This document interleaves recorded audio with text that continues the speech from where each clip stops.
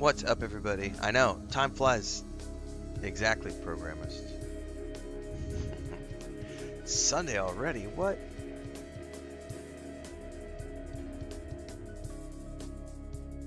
What's up, James MC? Everybody else, welcome, welcome. It is time for our Sunday morning No Man's Sky sesh. What's up, Vortex? Everybody else?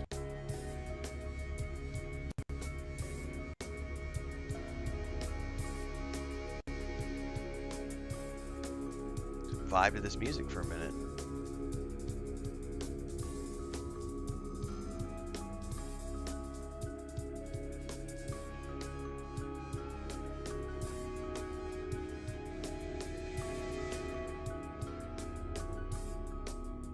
That's a nice piano riff, man.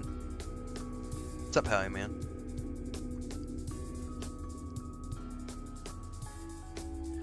Guys, last night, if you didn't get a chance to tune in, I've got the video coming out first thing on Tuesday morning.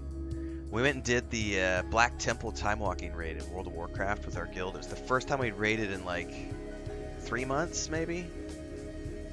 No, it hasn't been 3 months. I think it's been like 2 months since we stopped Panda and moved into War Within stuff, right? And we've just been doing harvesting on Saturday nights, but we started we did time walking last night. It was good to get the crew back together. I think we had like 14 people. Had quite a few people still out of town. I think it's looking like we're probably going to have around 15 to 20 leading into officially raiding for the War Within content, which is, we got a vote up in Discord right now. We're either going to be starting that on the 12th or the 19th of October. So those Saturday night sessions, we're going to be raiding here within the next few weeks in World of Warcraft. So don't forget to miss those if you want to check those videos out. If you can't make it to the live stream, don't worry. They always get published after the fact. We pull the raids out and publish them. We're going to be doing Starfield more again today after the No Man's Sky stream. So the way this usually works on Sundays is we'll play for about 3 hours maybe. It just depends on what's going on the homestead. Then I take a break for breakfast. And then I come back with a second stream right after this one, which is whatever the main game is. Right now the main game is Starfield. We are back in our second playthrough. We've been working on building our outpost for the past few sessions.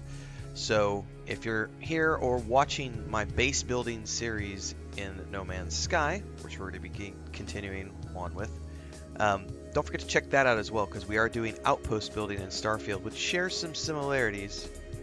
I've got an upcoming video next week talking about base building in Starfield versus base building in No Man's Sky. It's going to be a lot of fun. We're going to be doing Shattered Space, which is the DLC for Starfield, on the 30th, so a few days away, like a week away, something like that. Lord of the Rings Online tomorrow night on Monday nights. World of Warcraft Wednesdays and Saturdays. If you get a chance today, guys, give a shout out to Co-Carnage.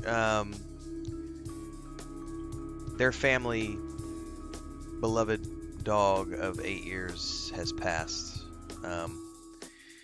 While he was en route to TwitchCon, he ended up coming home from TwitchCon. I feel empathy for animal owners because I have a lot of animals, and Chris lost a cat last year, and that was a horrible experience for my wife to go through. And I've lost multiple animals in my lifetime, and it's never fun. So be empathetic if you get a chance today. It's never fun to lose a loved one like that. And if you've got fur babies, go out of your way to pet your fur babies today, guys. Give them some extra love and attention, because they might only be with you for a brief window of time, but you are everything to them for their entire life. Okay? Love your animals. Hug your pets. It's important. Speaking of pets, don't forget the morning live stream is up for the homestead. So if you want to go check in on our chickens and cats and the back catio at our homestead,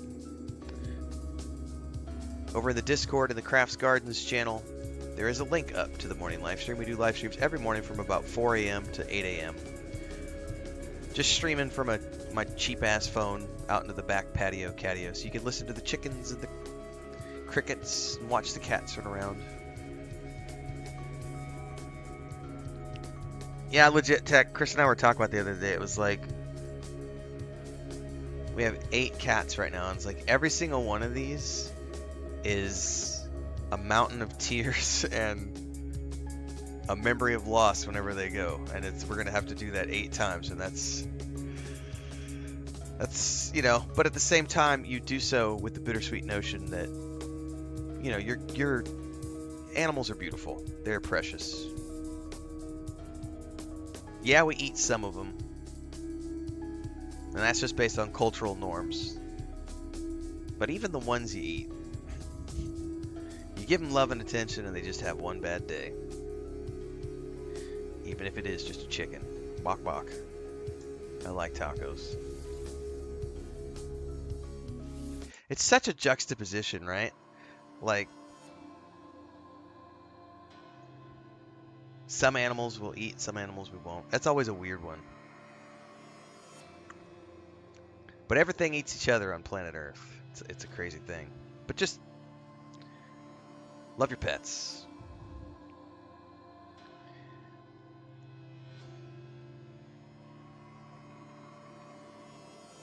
I haven't decided what we're doing yet today.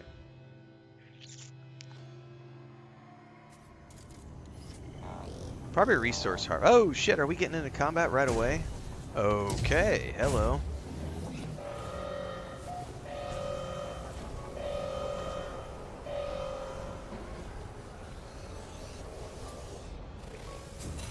Oh crap, I don't have my pulse spitter on. There we go.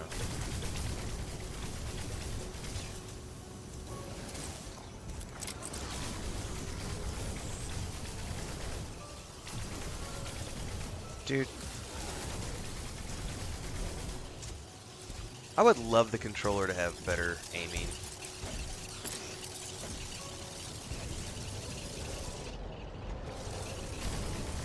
I think I do need to add that, I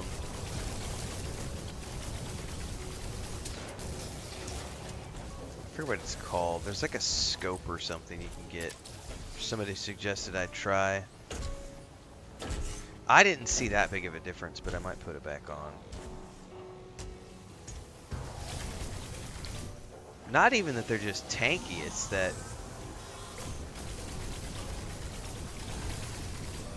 that the controls are so squirrely. So sometimes shooting these things, at least for me, it's a challenge on the controller. What the hell is shooting? It's like there's a walker shooting at me. Where's the shield?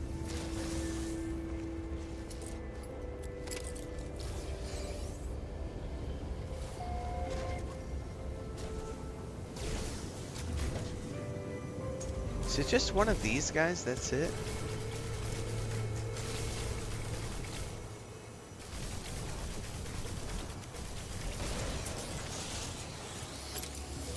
Something just got damaged.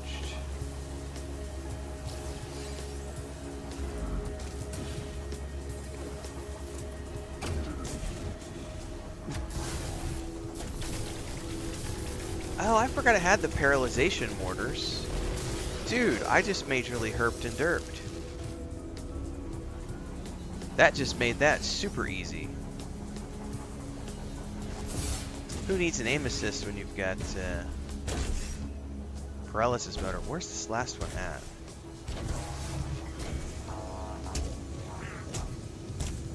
Is he inside a building? He's inside the building.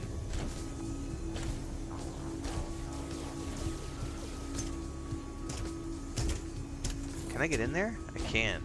Gotcha, bitch!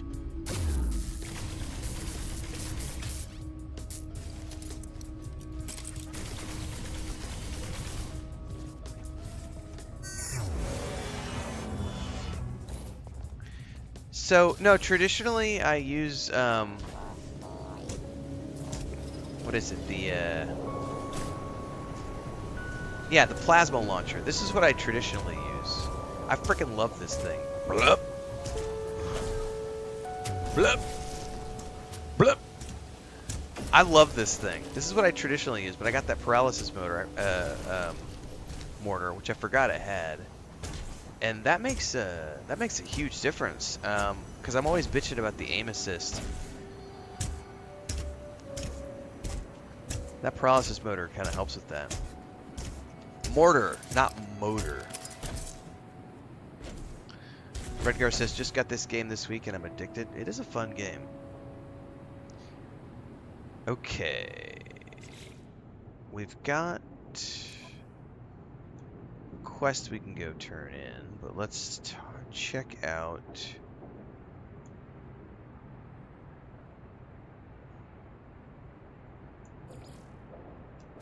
I need to manage my settlement, and then we'll go do a turn-in.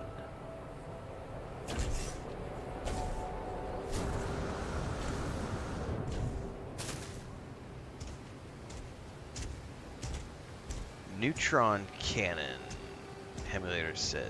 Charged shot. Welcome to the channel. Hator. Hodor. Hodor.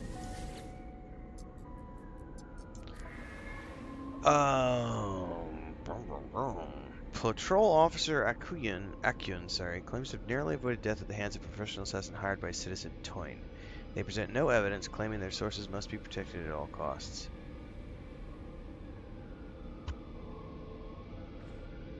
Unknown outcome? How do I know if he's guilty? If there's no evidence. If you haven't presented evidence, I'm sorry.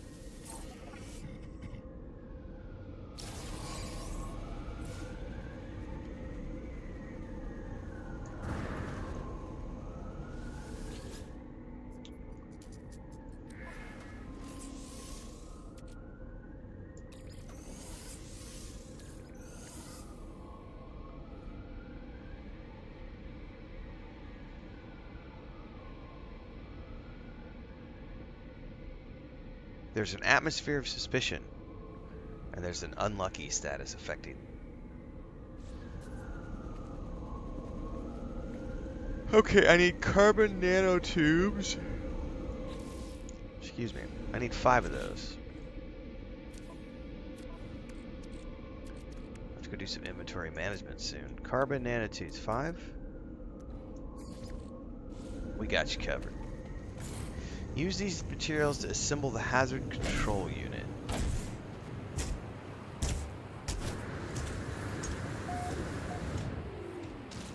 All is well, Dot. Thanks for asking.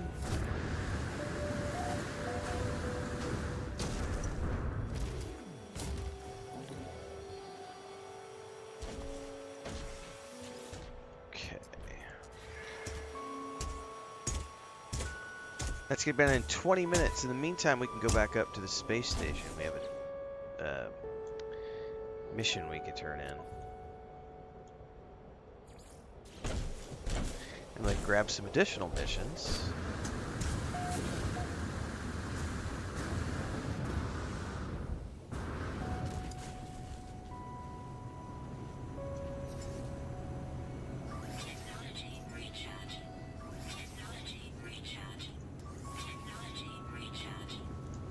Wait, there's a portal in the... I always forget about this.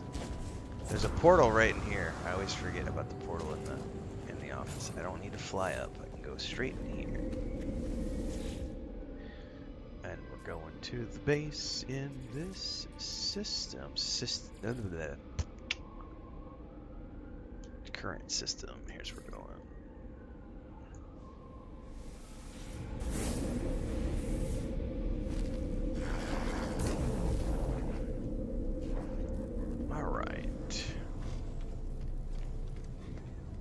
Turn in.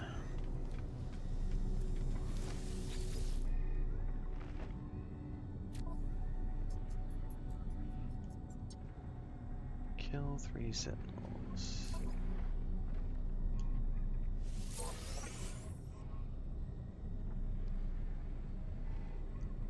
Oh, you could do that one again? Alright, cool.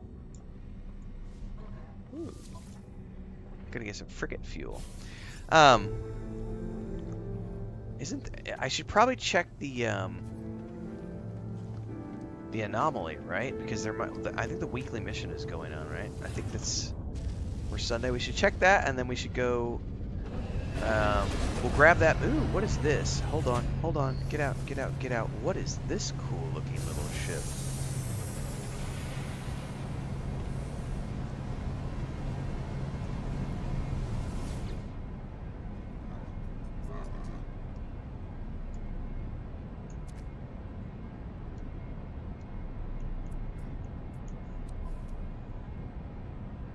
Oh, this is one of those.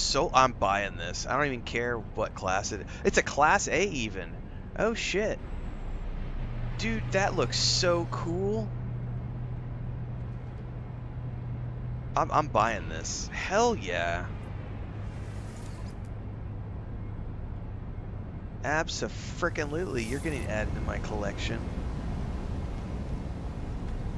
What a beautiful, beautiful ship, man.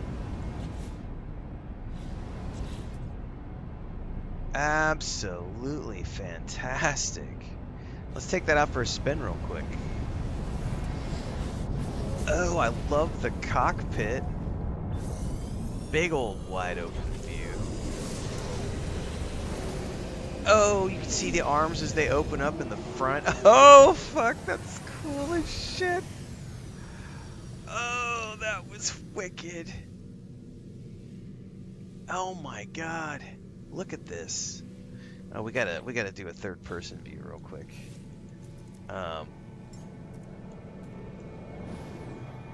Wow.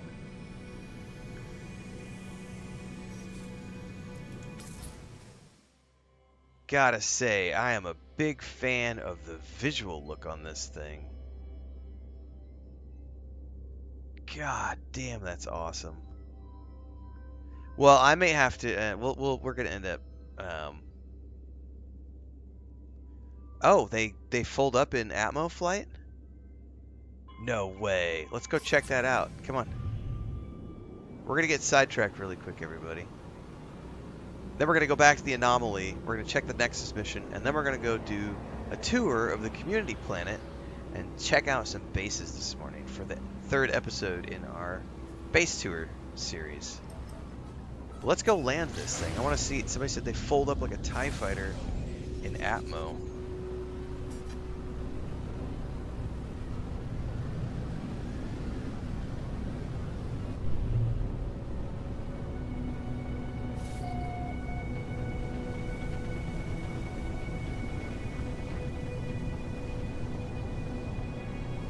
Do you have to land? There they go. There they go. Oh, snap. Oh, guys. Oh, this thing's going to be a joy to fly just for the visuals on it.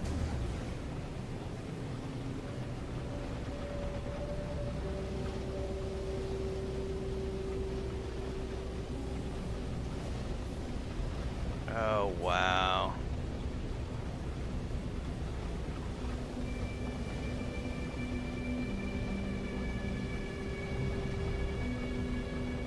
Very cool.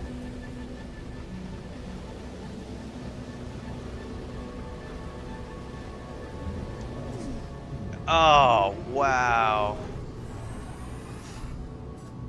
Okay, that has now become, I'm not going to fly it. I'm not going to fly it at the moment because it isn't decked out. I don't want to take the time to do that this morning. This has now become my favorite ship. Visually, this is just absolutely stunning. Really cool stuff. Wow.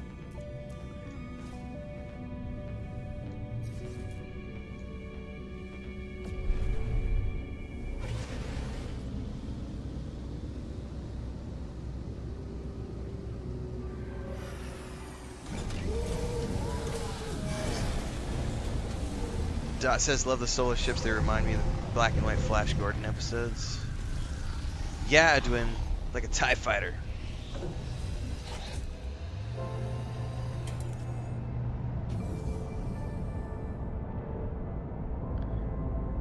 Oh, wow. So, Hemulator on Twitch says they just added the ability to salvage parts and build your own custom solar ship in Worlds Part 1. And Vortex on YouTube says, I can't wait to build my first solar ship and trying to get all the pieces together to build one. Nice. Well, I'm a big fan of that. It's even got a really cool snub nose feature. It's really compact. Like, I thought it looked cool compact. And then we get everything comes out, we get solar wings. That was pretty wicked.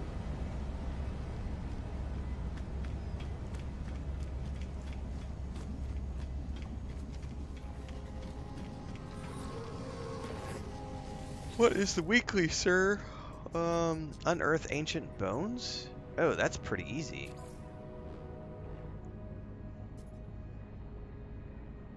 It'll probably send us right to the planet, right?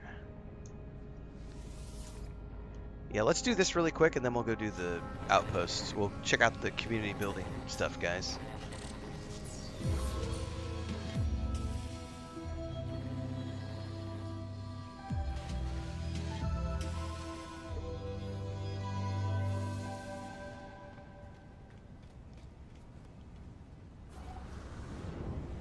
Alright, I need to pull my other ship though.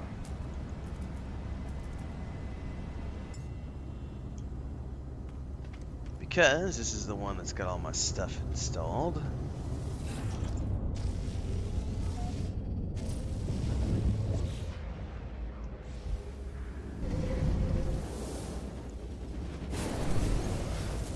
Alright, let's do this mission really quick.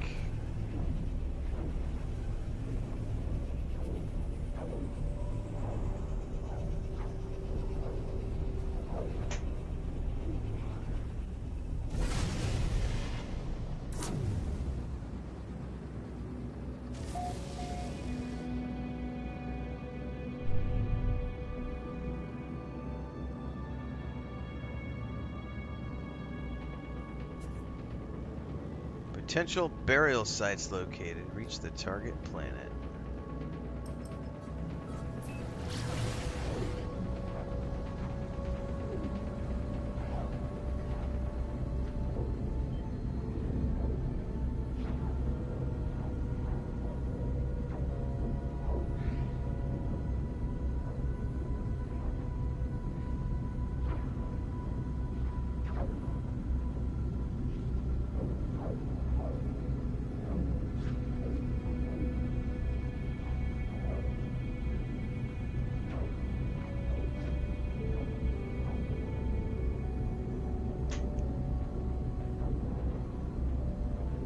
This one's taking a while to get to.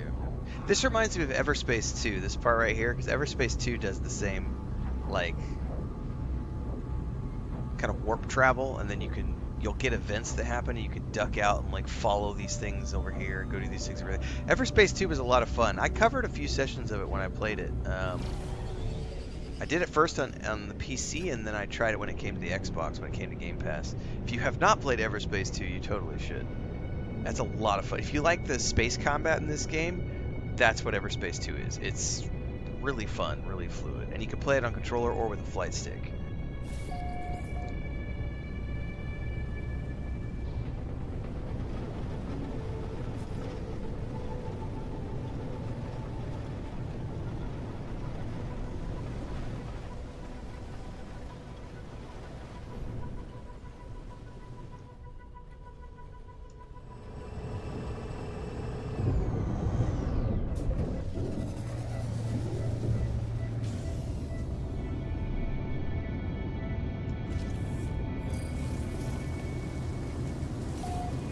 Now, if I'm not mistaken, this guy has a runaway mold camp here, which everyone's always screaming at me to do. Maybe one day I will, but I'm going to run down here and just grab these right now.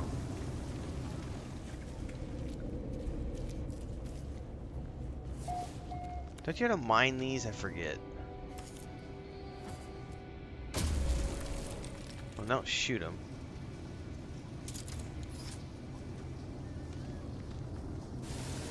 Free the nanites! Free the nanites!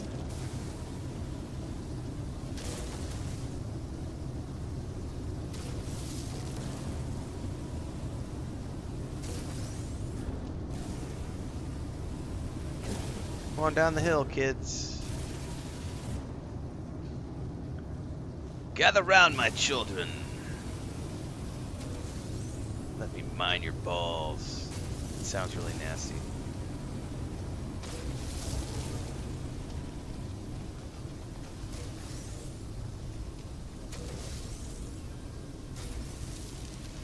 Well, thanks to whoever built this.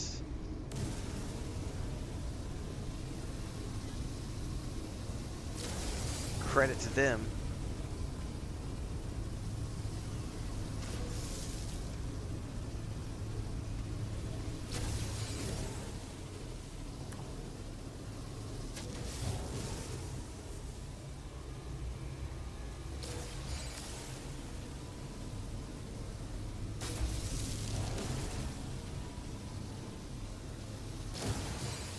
Sweet!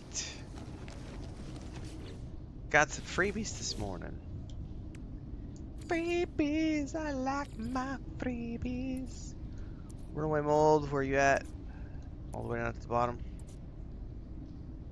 Somewhere. Did I skip past it? There it is.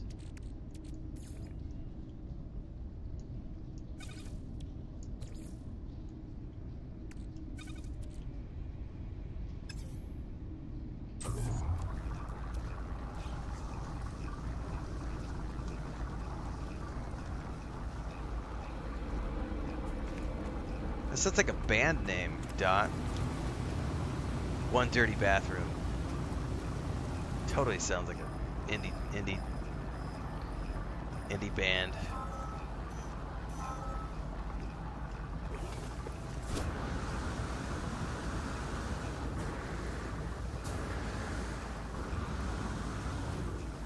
Oh, is that a, what is, I was gonna say, is that one of those, is that a big old, no, that's not a big old mold, those would be really cool.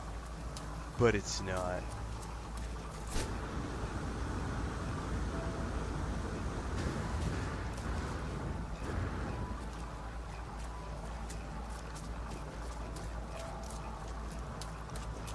All right.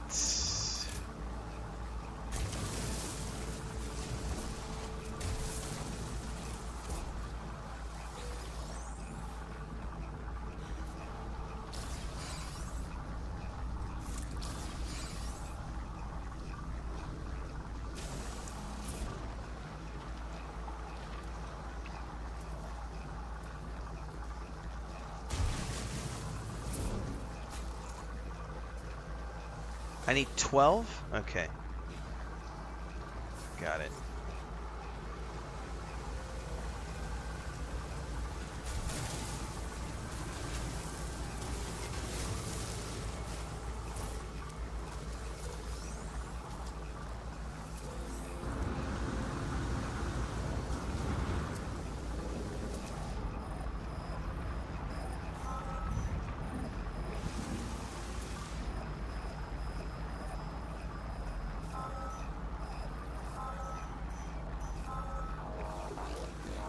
Am I missing one here?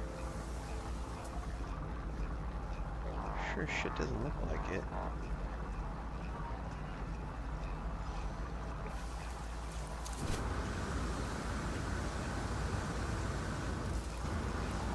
This is gonna hurt.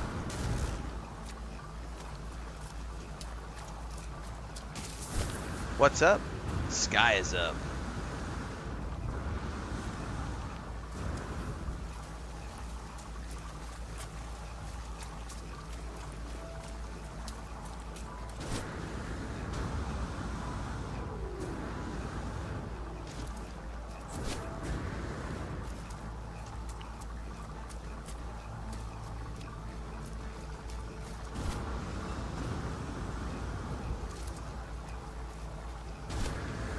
Oh, I keep messing that up. And then I hit a tree. Yay.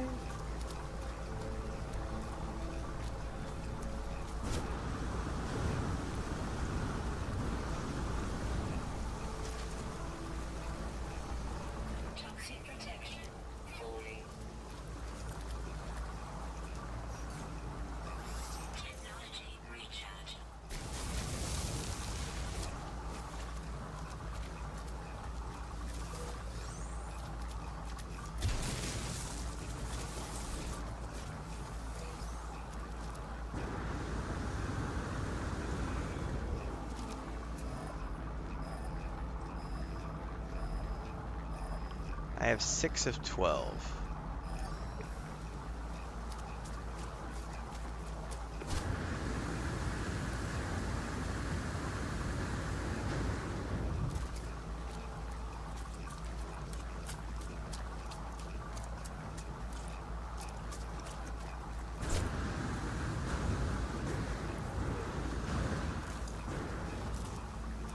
Oh, here's some more of those balls, isn't it? Yeah, here's some more of those things. Okay. Let's hit them all. No, wrong thing.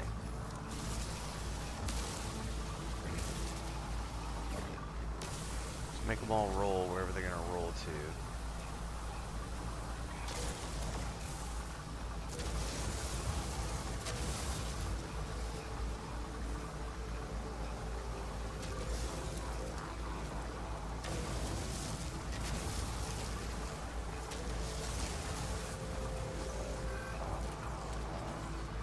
Cool.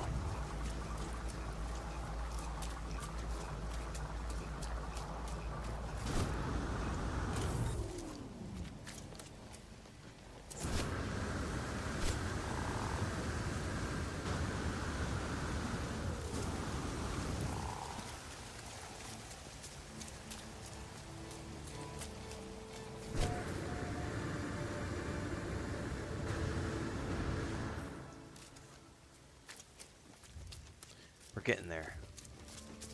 Top of the hill, man.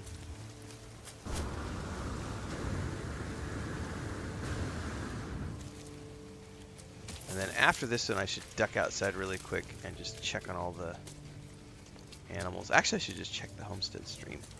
Excuse me. Yeah, but the back gate's open. I do need to step out and check on the chickens.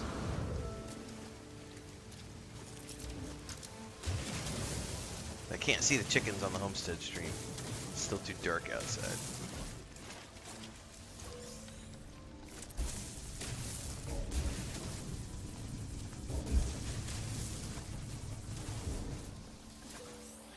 I did not know until this morning that they now have a pets and animals section of Twitch. I do not have a Twitch channel for the homestead account. I may start one. We'll see. Because we are streaming daily.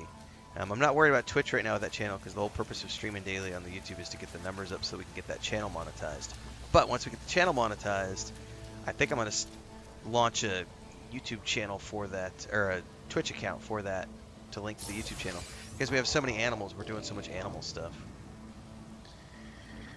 Alright, we need 3 more bones. There's one right there.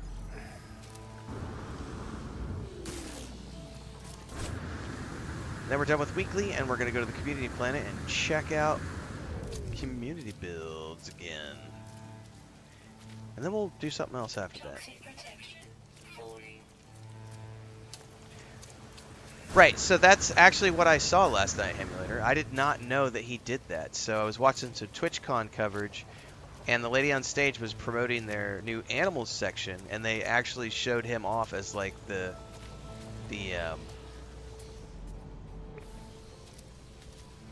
hang on, I lost my waypoint.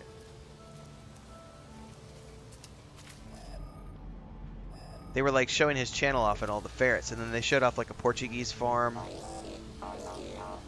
And I was like, well, shit, we're doing that. We just started doing that a week ago on our YouTube channel. Like, oh, there it is. It was beneath us. Oh, shit. I almost fell. Oh, why can't I can't mine that?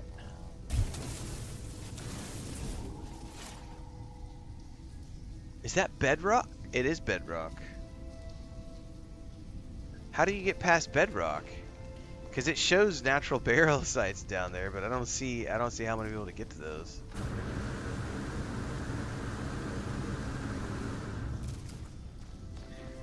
I've never heard of the Alveus Sanctuary either. Like, I had no idea that people had like Twitch channels set up for that stuff. I got inspired because I saw Nate Petrowski or whatever on his homestead channel had a bunch of different streams going for his animals and his like robot that runs around and cuts the grass on the property. And I was like, dude, I should totally just set up a camera up back. Um, and suddenly I do that, and like my algorithm's all tripping out right now, showing me all sorts of other people, and it's like, this is awesome. I didn't know this was a thing.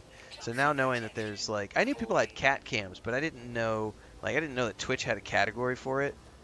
So that's definitely going to be I think that's going to be a 2025 goal.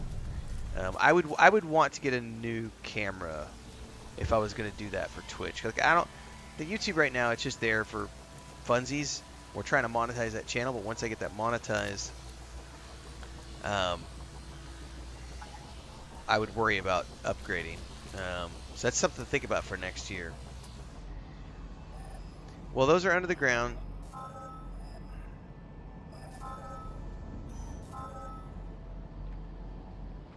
Is that the only one it's going to show me now?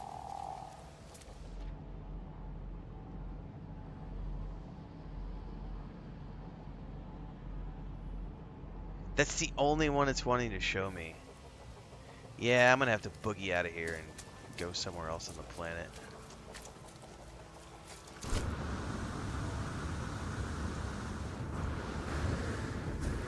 There's bedrock, Gary. We're not getting down to it.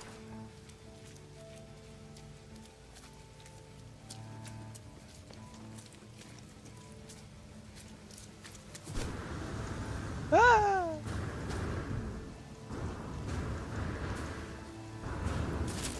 I landed a hazardous plant. That's brilliant.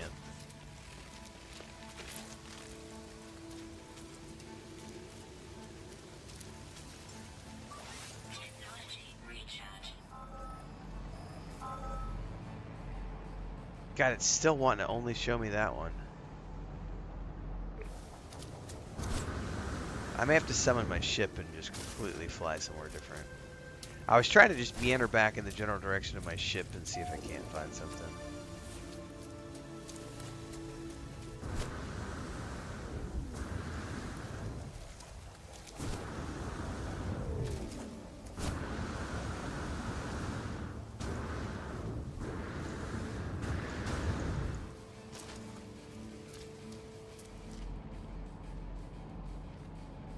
Still nothing. Alright, fuck this. Where's my ship?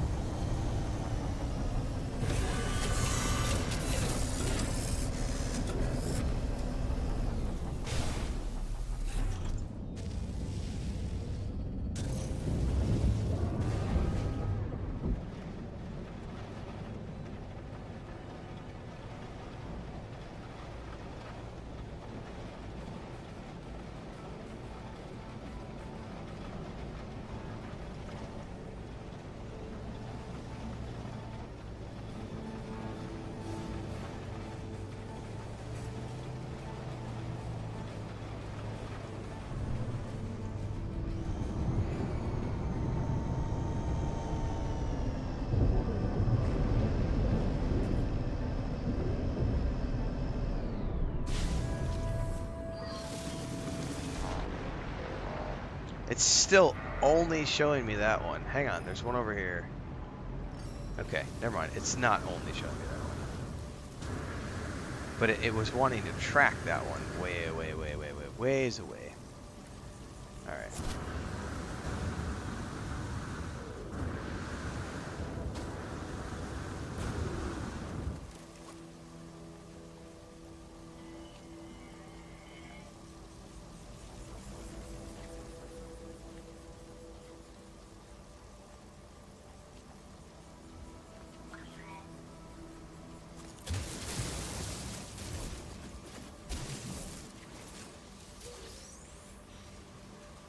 Really cool if you gave me two.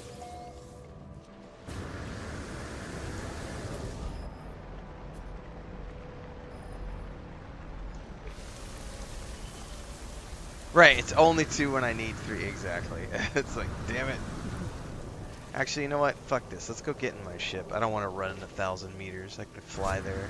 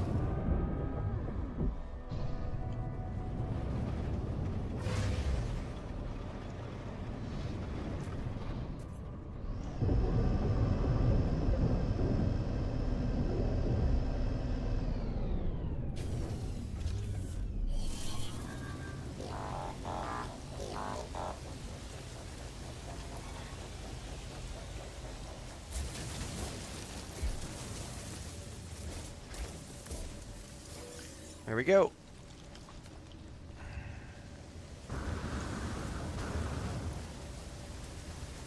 Deliver bones to local osteologists. Perform a scan to locate the contact. Wait, can I just do this scan? Or does it have to be a ship scan? It can be any scan.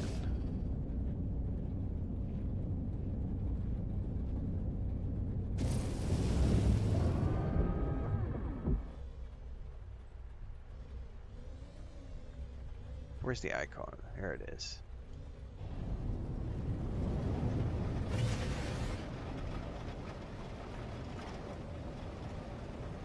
Might be time for another cup of coffee. I gotta make sure I leave enough for Chris.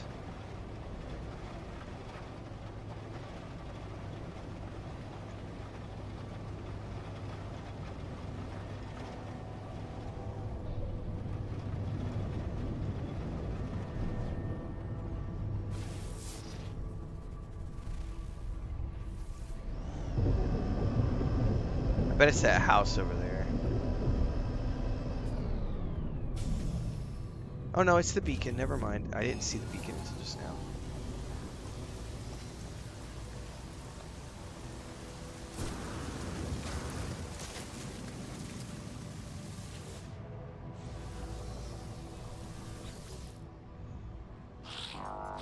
The Gek asks no questions, simply holds out his hand expectantly. Work, Gek Matt!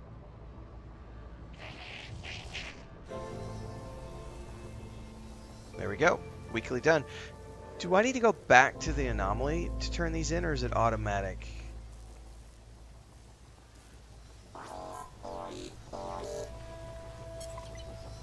Return to the space anomaly, it says. Okay.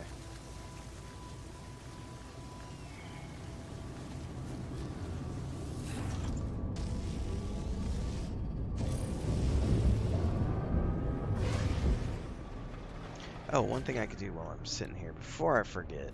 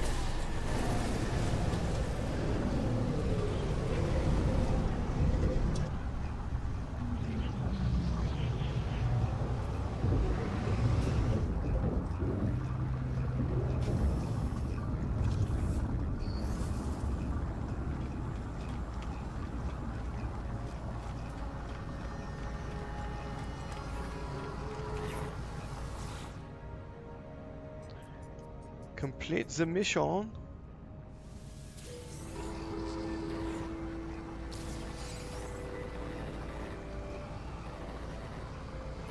Very cool.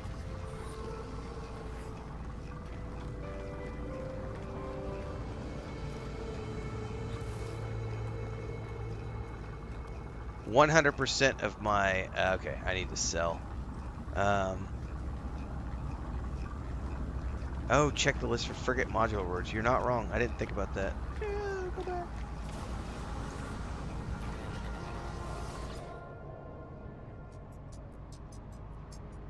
Nope. Mind control device? What the hell even is that? Huh. Alright. Let's get out of here. They change every 15-20 minutes. Awesome. Let's go to the portal.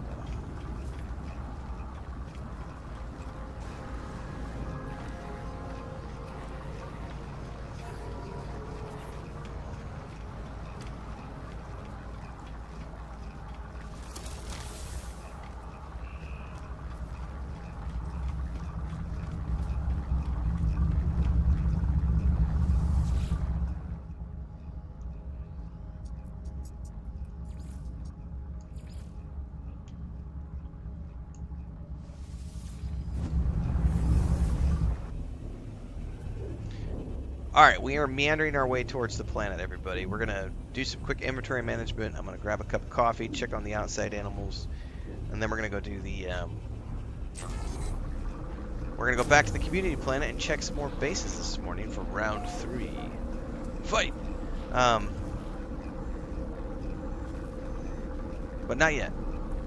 I gotta sell first, which was right there. I was looking at the eyeball right as I came out. Herper derper. Gotta get rid of these bones, taking up all my inventory space. I'm also gonna sell these bottles. Grubby bones. Oh, you know what? I just realized somebody asked a question a while back. They may not still be here. They'd asked a question about how did I get so many credits. When I first started playing, I was playing on multiplayer mode, and somebody on the Anomaly was running around handing around these parts. I don't remember even what they were. That sold for like 350 million. And I still have a good chunk of those left over. But also it just accumulates. Like, I don't ever buy anything other than ships. So...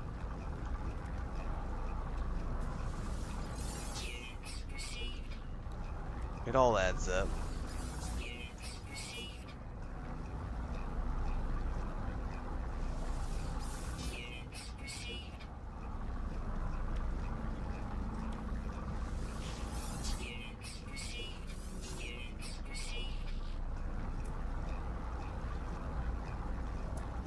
Alright, that's it.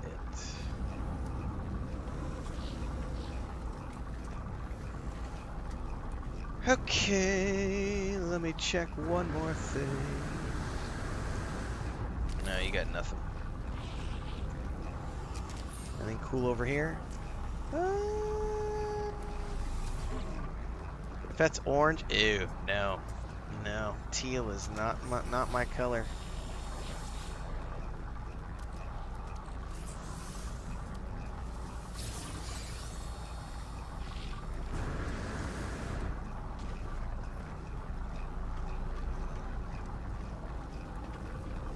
It was probably AI valve, says Firewater. Yeah, I don't remember what they were. Programmer says it was stasis devices.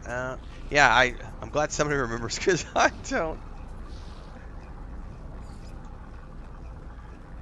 I think we got something to resolve here really quick. And then we will,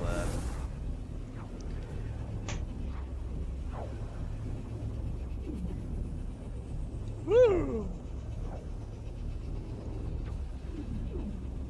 Pippin woke me up at 2 o'clock in the morning, and I went to bed at like 10. So I'm running on 4 hours of sleep. It is going to be a slog to get through to noon today. But as soon as we're done with the streams, I'm going straight to bed. I'll probably end up sleeping like 2 or 3 hours this afternoon. Chris is almost caught up with Rings of Power, everybody. She's up to episode 5 as of last night. We watched 2 episodes back to back last night and the night before.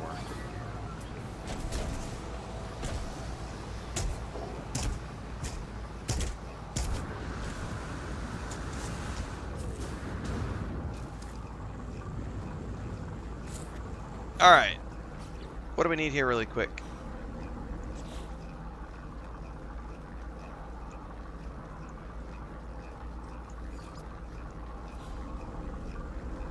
Oh, everything's running smoothly. Well, cool. I'm going to use this as a safe space for AFK. I'm going to go get some coffee, check on the animals outside. If you're watching the homestead stream right now, you're going to see me step outside and go check on the animals. I'll be back in 2 to 3 minutes, everybody. Hang tight.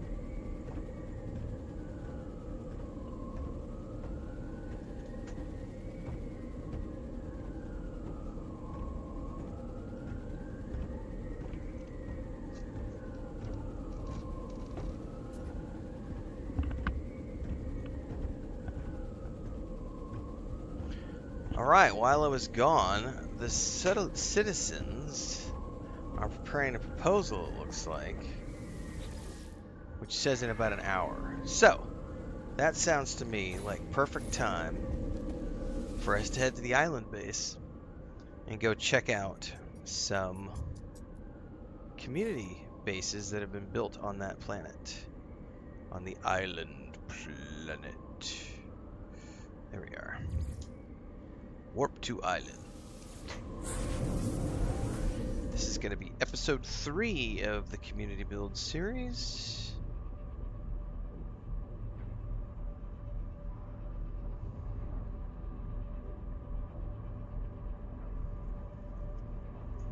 Now I gotta try to remember which ones we've already been to. And we're gonna go down the list. If anybody happens to be live here on YouTube or Twitch and you have a base on the planet, let me know what it's called so we can go check it out. We might have already checked it out, but if we haven't checked it out yet, let me know. Alright, so if I remember correctly, I need to put some power to this. I should set up a solar thing here. I really should.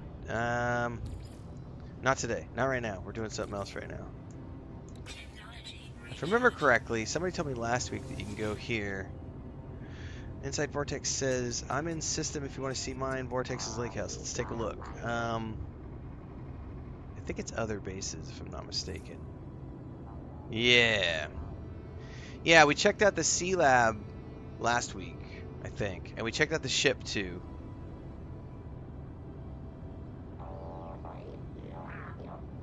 Ooh, there's some runaway mold on the planet. Okay, there's a whole bunch more stuff here now, guys. I think people had forgotten to upload stuff. We're looking for Vortex's lake house. Okay. They're going to be at the bottom because it's perfect. So correct me if I'm wrong, this is going to show me all the ones that are in system, not just the ones that are on planet, right? Alright, let's go check out the lake house. Warp to Vortex's lake house. Alright. I think we need to know, Vortex. Emulator says they're still getting their PowerPoint together. What's up, Commander Wolf Dragon? Anybody else tuning in for the first time, welcome aboard. We are doing our weekly No Man's Sky stream, which happens every Sunday at 5 a.m. Central on YouTube and Twitch. Today is a special day. Right now we're doing our 3rd tour of community bases that have been built on this community planet that I opened up with glyphs a few weeks back. I've been randomly doing it, but today we're going to take a look at someone who's live here with us in stream. We've got Inside Vortex. This is Vortex's lake house. So that's a cool looking, trippy, like... Don't be medicated when you step out on this dock, everybody. We do need to fly up and get a quick look at it from the air to get a true appreciation for the outside of it yet, and then we're gonna check out. Then we'll dive inside and check it out. So let's go up a bit and look down. So we got 2 pads.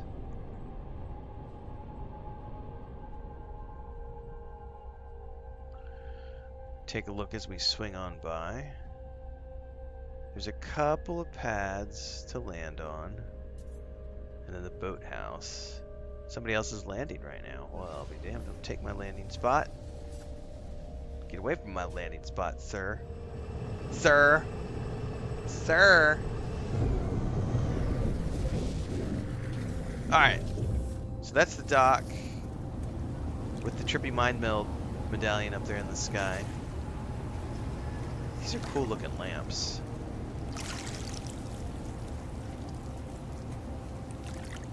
I love how my sentry just ran by and said, "Hello, we are doing the team. We are doing the team, sir. We're doing the team base thing." Oh, that's a cool looking little critter. Don't be snarling at me, you little shit. Move on about your business. Like organic lampposts.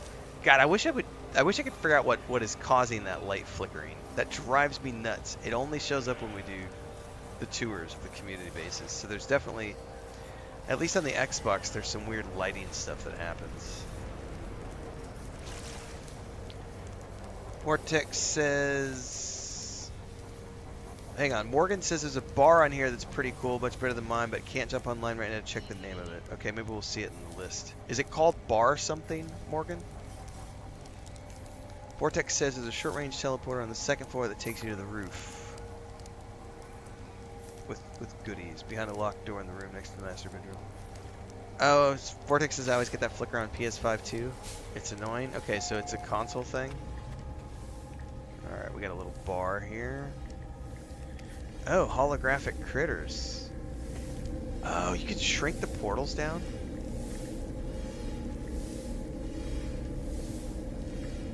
Imagine trying to go through that. You get shrunk down as you go through.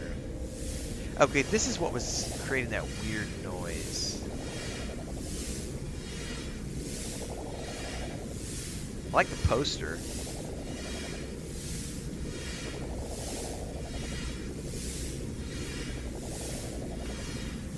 Those are cool little paperweights.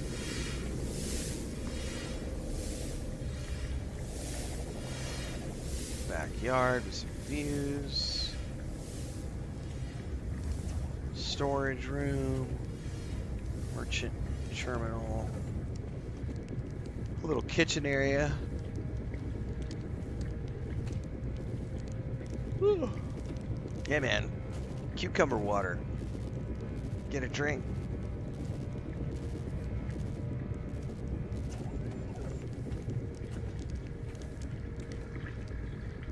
Aquarium, games table.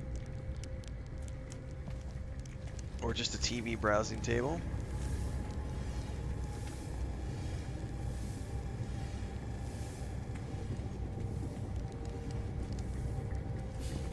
We've got a...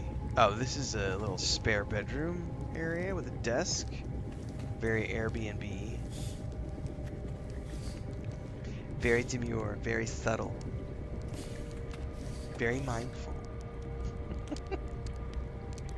I don't know what this room is supposed to be. Like a workstation, maybe? An office?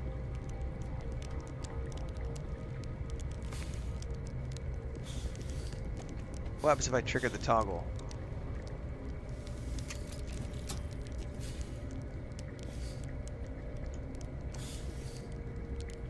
I don't know what that did. Oh, it moved some sort of handle. Huh. Interesting. Alright. So there's a spare bedroom there. We've got... This is like the master bedroom. Oh, we got chesties. Got goodies in the chests. Ninja. Alright. Oh, I like the workstation. That's cool. I need one of these in my house, man.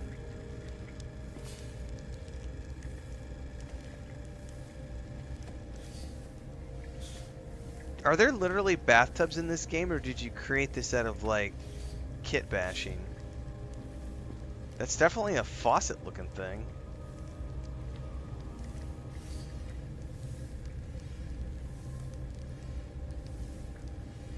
This is like the shower. Can you not open that door?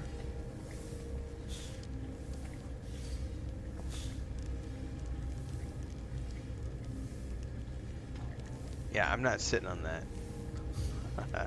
Oh, so you kit bashed it? Okay, cool.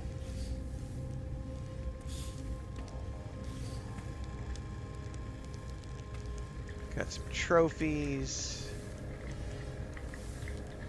Morgan says, love the toilet attempt. Now I know how to maybe approach mine. Somebody said something about a secret door. If so, it's gonna stump me on how to get it open. Oh, I like that little poster. We got a French press, some coffee. No, that's more like a air purifier. Go, I'm gonna unsummon that stupid sentry. It's starting to annoy me. We got a chair. Oh, there's that flickering again. Ah. We need more kitchen and bathroom things.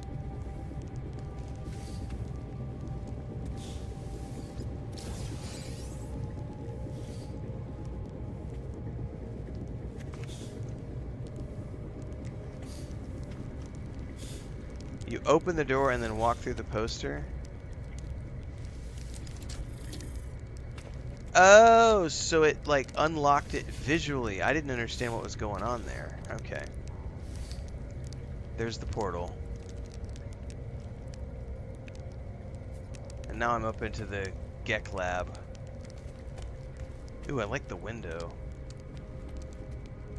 Is that a window or an exit? It's a window, okay. It definitely has a crystal look to it. This is the grow room, everybody. Don't do this at home.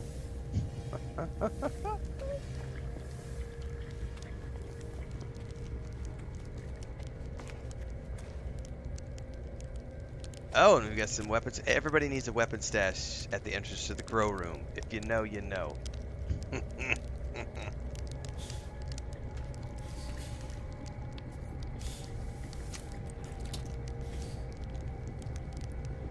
You had to glitch the roof to make it round? Nice.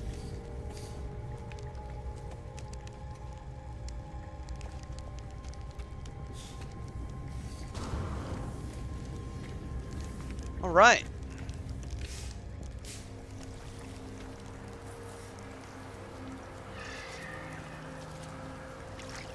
Round roof and glitchy skies. Nice job. That feature right there I really like. Okay, how do I get rid of this stupid critter? Deactivate flare.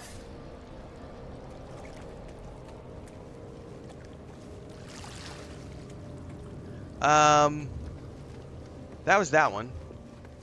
I'm gonna check the portal list. Nope, thanks for showing it. Thanks for building it. Thanks for showcasing it. Oh, how does that work? It's off until I get close and then it flickers on? I didn't realize you could do something like that. So are you putting like a proximity switch? Holy shit, I didn't know there was proximity triggers. That would save my battery on mine. Something I gotta look up. Cool, other bases. Alright. We looked at C-Lab last week. We did the resolution. Kunimatsu, Nirwana Gate. 12 Bones Shelter. Ooh, deep sea fishing. Let's take this one. 70U Deep Desert Fishing by Dr. Overkill.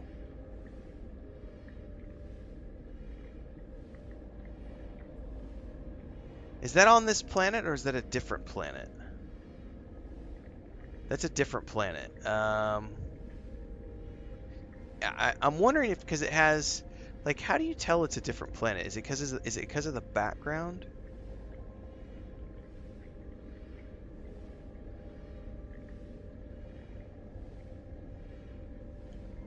Ooh, what is this? Sage Goose Base. Okay, it just says hot planet. Echo Rooking. Listed details had... Yeah, that's what I was looking at too, Hemulator, was the weather and environment info. I wasn't actually looking at... I was just looking at, like, hot planet. Yeah, this isn't a hot planet. So some of these, this is not the easiest way to look for these. This is a great way to, I guess, search for all the ones in the system. But the ones on my planet, we're still going to need to look for, unless someone specifically has it listed here. That we can look at. Alright. Let's go back to the ship and take to the skies.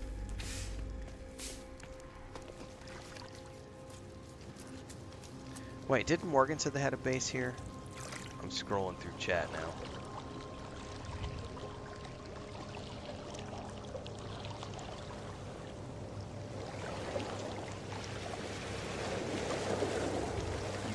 They did.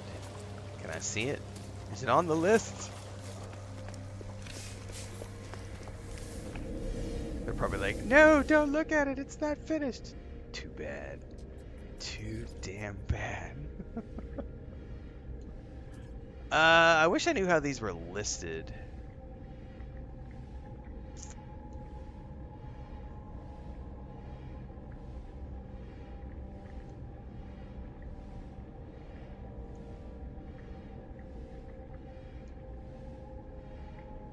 It would be great if they would have like sorting by planet.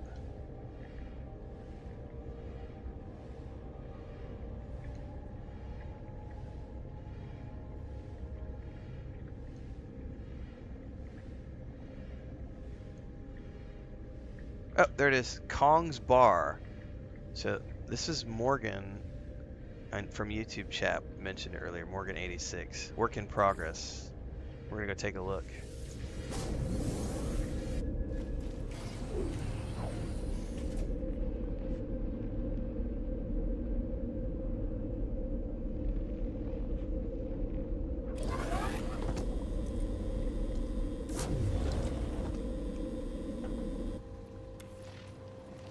Alright, we have been deposited on the rooftop, it looks like. Oh, that's a cool looking window. Oh, those are those, okay, I know what windows those are. Ooh, I like the reactors out back.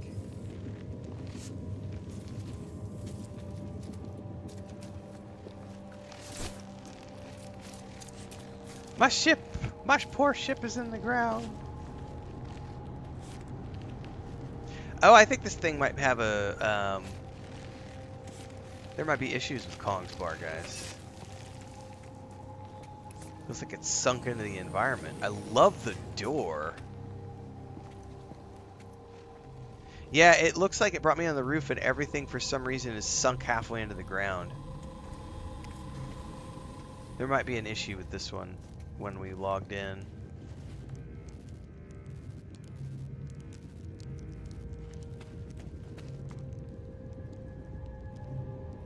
Feels like this would be one of those episodes of Love, Death, and Robots when those 3 robots show up and they like investigate things from centuries ago. Here's this really cool bar from 772,000 years ago, overgrown. Well, I like the, we've got like, hey, this is where you can order from your waitress. Ah! About fell. Alright, so we've got some stairs going down here. Oh, we've got additional hangars down here, too.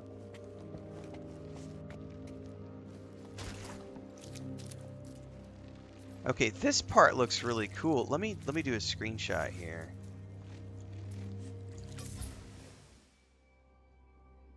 So I get an outward view of this particular. Oh yeah, there's a whole bunch of stuff down here. So there's like the beachfront, lakeside, riverside dining. Come down here and hang out, get your booze downstairs, have some fries.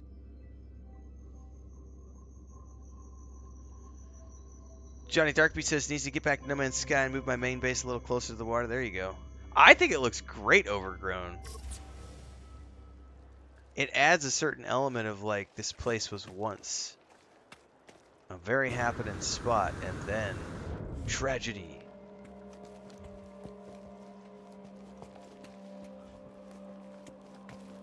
Portal was closed. The owner could not get back. The bar was abandoned. I don't know. We don't know what happened.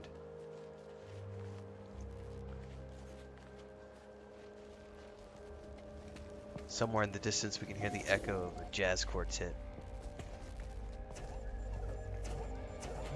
The ghosts of the band that once was.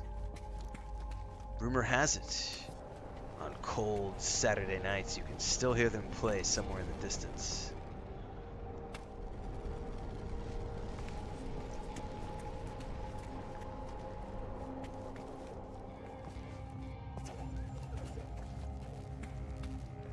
Very cool.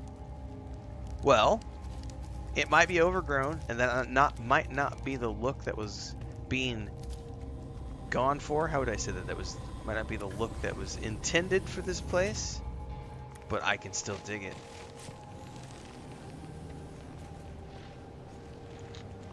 You might want a barrel fire on the barbecue to complete the look. Nice. All right, well, let's take to the skies.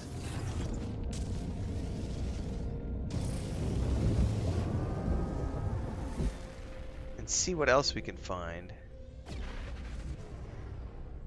Ebio Elka Outpost. I don't recognize that name. Full Mental Jackie's base.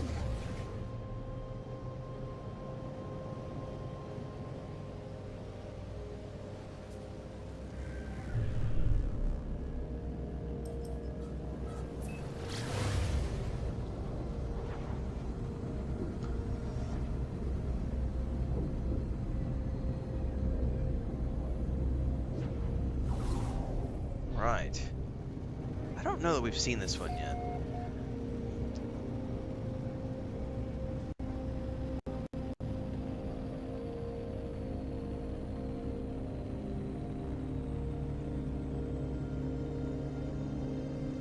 For those who are just tuning in, if this is your first time, welcome aboard.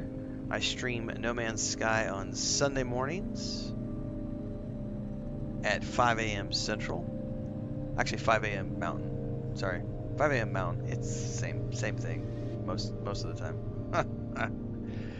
And recently, because I opened up this Paradise Planet to the community with the glyphs, I put a public video out there. We've been touring the community bases on Sunday mornings. For about, the first part of the stream, we did a little bit of questing today, and then we came in. We're checking out bases now. These sections of the videos get clipped out and turned into a YouTube series as well. So you can always check it out over on YouTube, even if you're watching live or if you miss a section while you're watching on Twitch right now. We do multi-stream every single time on YouTube and Twitch. Normal streams start around 9 a.m. Central, 9 a.m. Mountain, depending on what time of the year we're in. That's going to confuse the hell out of people. I'm on Mountain Time right now, but I don't do Daylight Savings where we live. Let's check out this base. Right now we're playing Starfield every single day leading up to the Shattered Space DLC, and I also play Lord of the Rings Online on Monday nights and World of Warcraft on Wednesdays and Saturdays. So hopefully we'll see you for all the other stuff. The way it works on Sunday mornings, we're playing for a bit here. We'll play for a few hours. We're about halfway through with the stream this morning. We're about an hour and a half in. We usually go for about 3 hours. And then we'll take a break for breakfast, then I'll be back with Starfield. And we have Outpost and Base Building series going on for both those games over on YouTube. 30-minute episodes aired daily. Is this somebody's base that they've added onto from a settlement? Because it says it listed it as a base, but it looks like a settlement. I mean, it's definitely a settlement, but did they plop something down as part of a base? Emulator says looks like a base settlement combo. Yeah, that's what I was wondering. So this is what everybody's been telling me about as I've been working on building up my settlement. Was like eventually you'll be able to meld it together.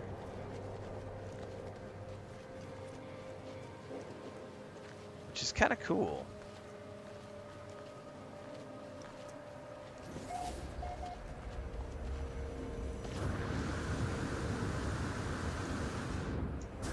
Yeah, it's like a tree platform. Got some couches up here. I like the trippy magic stone, man. There's your base computer. Settlement hub interface. So they've built it around. That's a trip, man.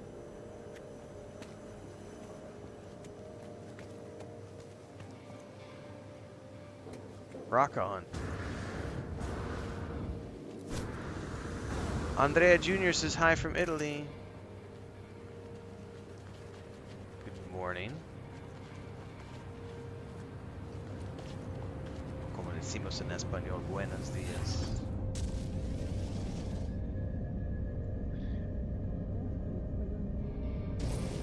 Looks like the trial by stone rock from dark crystal. I could dig it.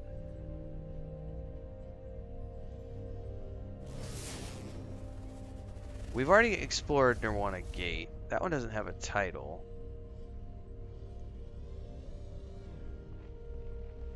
Space elevator concept. Somebody's got a concept. All right.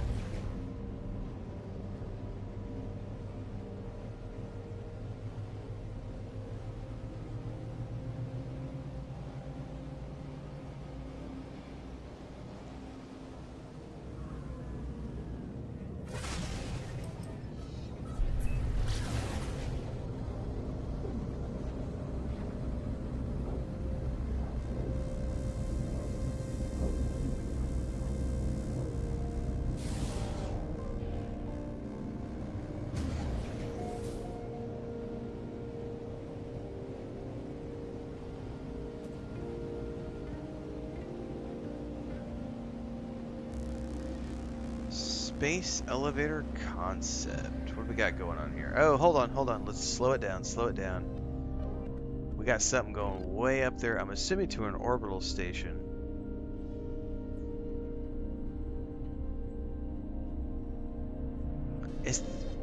Are there working elevators that you can use in this game? I don't know that I've ever...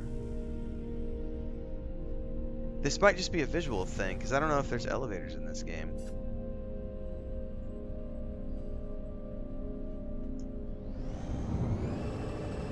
Oh, he's got it like a tube. He's got the glass tubes. Oh, that's a trip, man.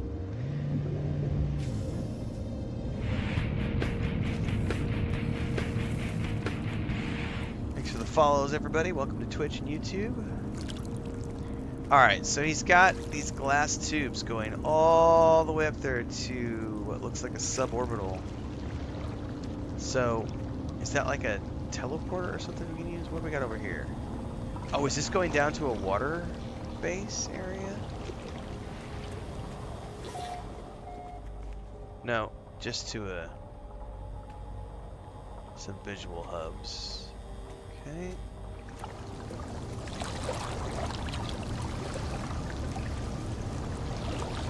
That's your summoning portal. Got a nutrient processor. Oh, speaking of nutrient processors.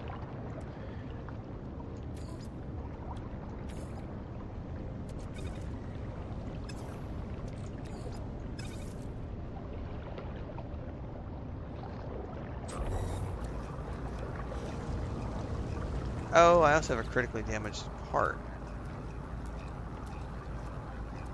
which I have the things to fix, so.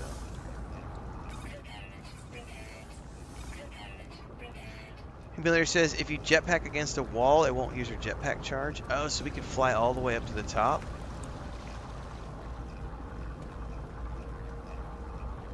Whoa, this is a trip.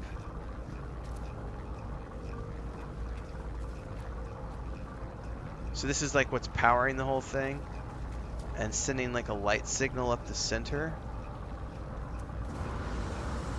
How am I getting up in there? I might not be able to.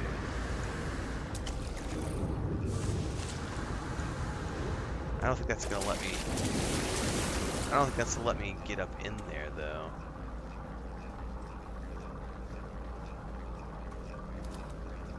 Alright, well let's step in this. I'm assuming this takes us up.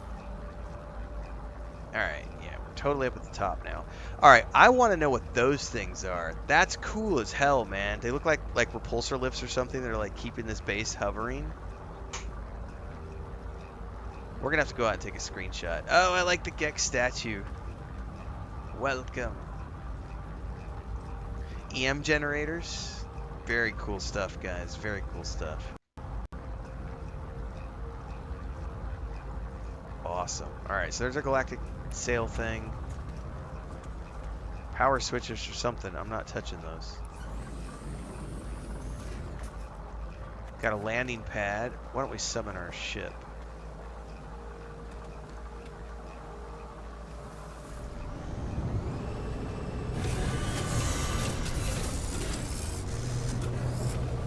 Okay, so we got various habitats here. That's where we ported in from.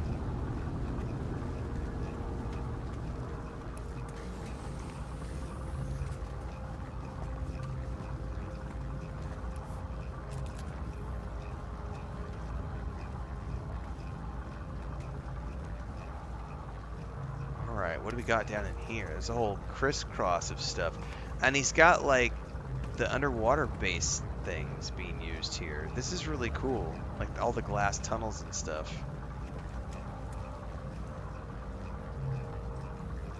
Okay, very well done. This is a very cool concept. Got some sort of a greenhouse over here.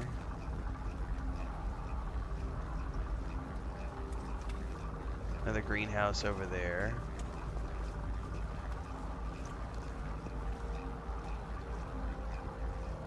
Got some...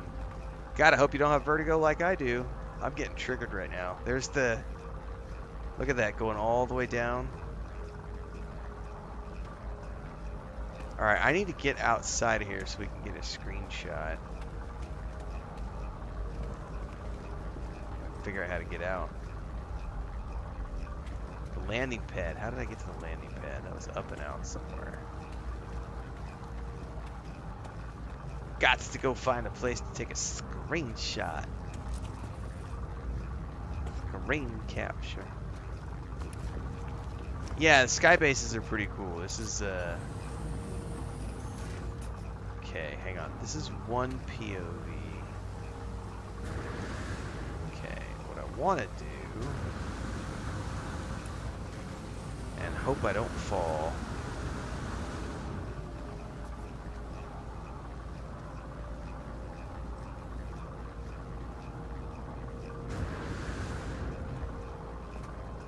Ah. Look at the rainbow down there. You see that, guys? That's a trip, man. Let's go check this out.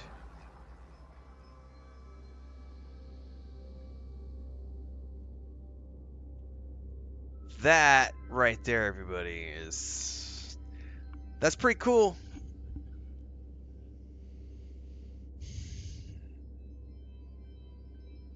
Not gonna lie, this is a cool concept. It didn't look like this much from the bottom, but now that we're up here, like, look at that, the rainbow in the background and the planets. Hold on, we're gonna let's adjust the effects. We're gonna have to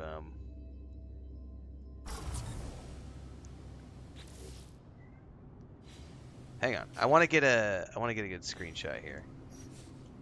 I gotta remember which game I'm playing because I went out of photo mode and I'm like, I'm thinking of Starfield because I've been playing a lot of Starfield the last couple of days. All right, let's get. I want some sort of shot. I would love to be able to get that rainbow effect in there if I can with the planet in the background. So, oh, that's right. Change height is this way. Okay, cool. I think we're going to have to pan down. Well, I don't know if we're going to get that. I'm going to probably have to tilt. LB, RB is tilt. Yeah. I think we'll be able to make this work. Very cool. All right, now we need to adjust the effects.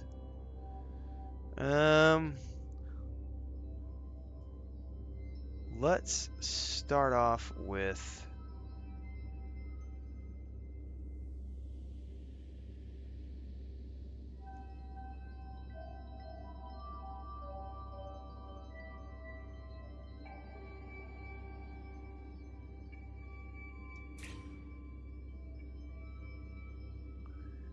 definitely want to see. I'm gonna lose the rainbow if I do that.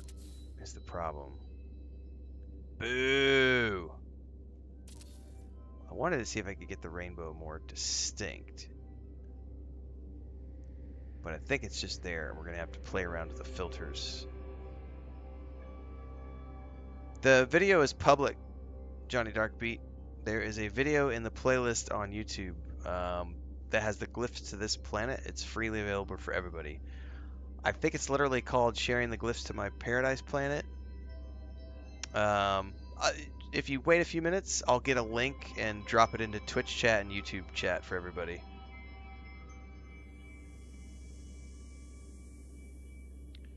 All right. I'm gonna go through the filters. I want to see if there's something that can bring that rainbow more to the front. I don't know that there is going to be anything. That kind of, but I don't like the rest of the color palette.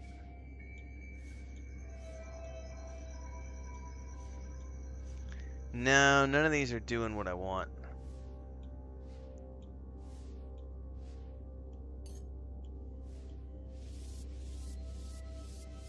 No, that's not going to give me what I want either.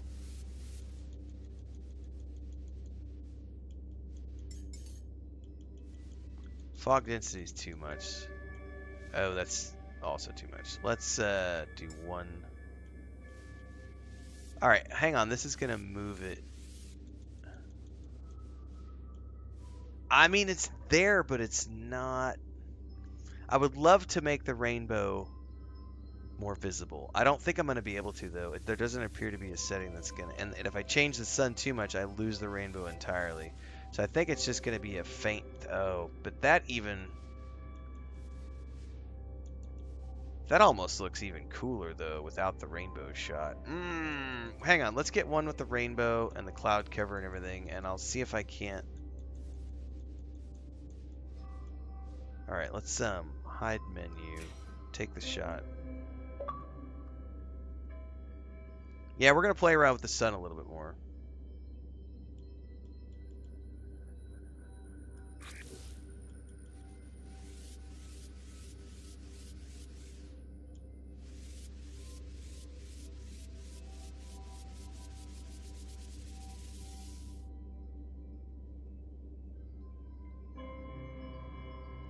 This is such a trip, man.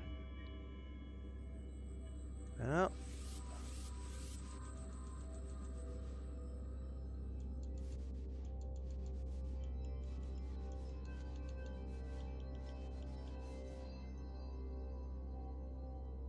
We got the two suns rising.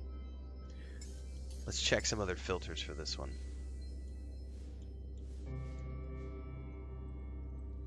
That gives me a Starfield vibe right there, guys. Like the color palette. That's like that NASA punk. I'm taking a screenshot of that one.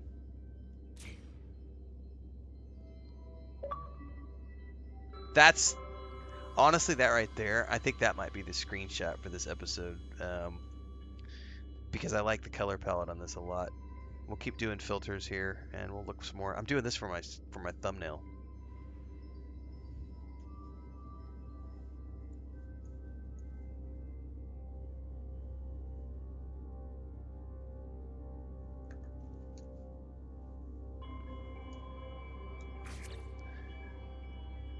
That's Emerald, Chrono, Vapor.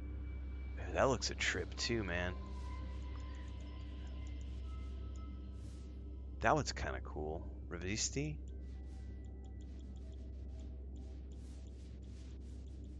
Alright, let's get back to the default. Let's keep changing time of day.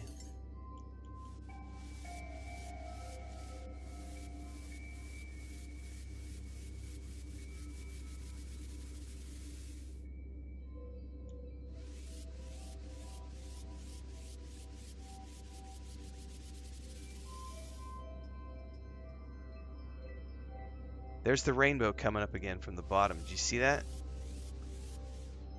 That's a trip. Alright. Yep, there it is again. Alright.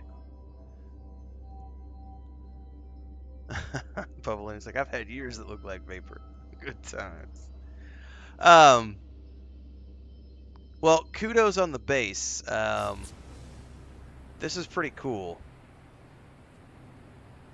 We're gonna do one more thing. Can I get to the top of this and drop myself down the center of it? And if I do, well, am I screwed? And will I not be able to get out?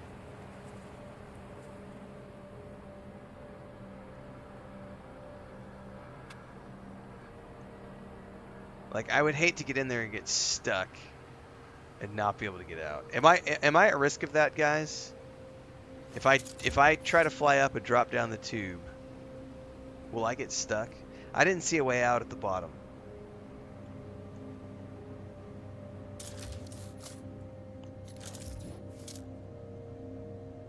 Yeah, but can I fly back up and out?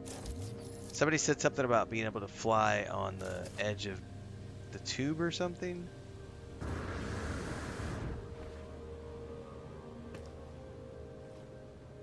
Well, there's no ground to dig to, Drusilla. It lands on top of an electro...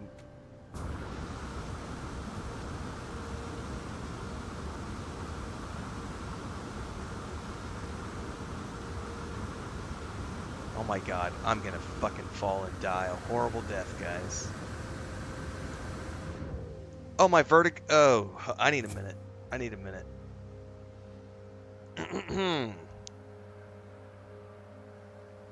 I have an intense issue with heights, and that just... I got a serious wave of nausea just now.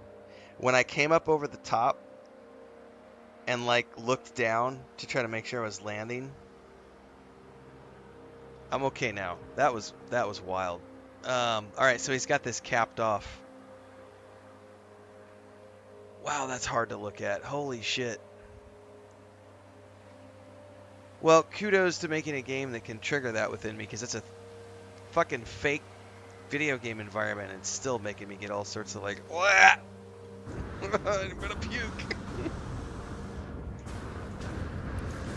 I'm okay here on the platform, but the top of that pinnacle, oh my god.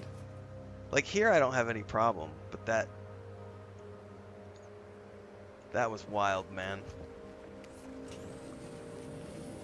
Well, I think that's a perfect conclusion to this week's version of touring community bases on my Paradise Planet. Let me get the link to that video for everybody so that we can share that out. Everybody can get the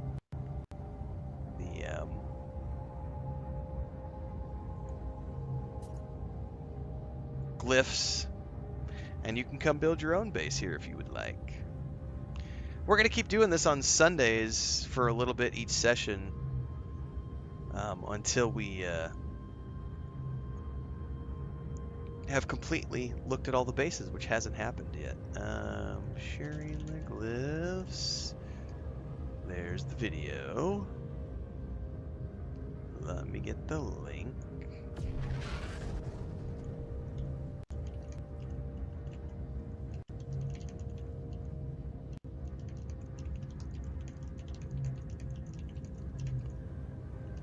All right, that is up in Twitch and YouTube chat. I'm gonna go ahead and sticky it for everybody. So if you want to go check that out, you can at your leisure.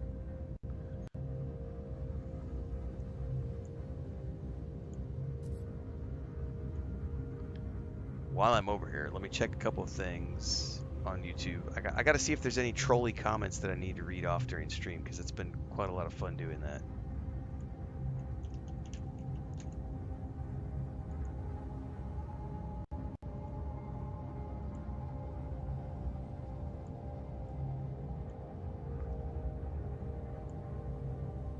Hey, it's become part of the routine, Bubalonia. I've been saving, there's a really juicy one I'm saving for my next I'm gonna go do a video around the character creator for Dragon Age Veilguard. Probably record that tomorrow. I might record it today, but I think it's tomorrow. And I've been saving up that juicy comment. It's saved in my YouTube automatically takes certain comments and filters them all the way down into this like bucket of like potentially hateful posts, and they share them for you. They save them there for you to review, and they contain verbiage and things that might be offensive to people. And I've got one that talks about how Dragon Age: The Veilguard looks like it looks like it was designed by pink-haired DEI lesbians, I think is what it says, and I can't wait to like make that person famous in that video, because people are silly about things. So, but we got to save those and read those out because they're so much fun.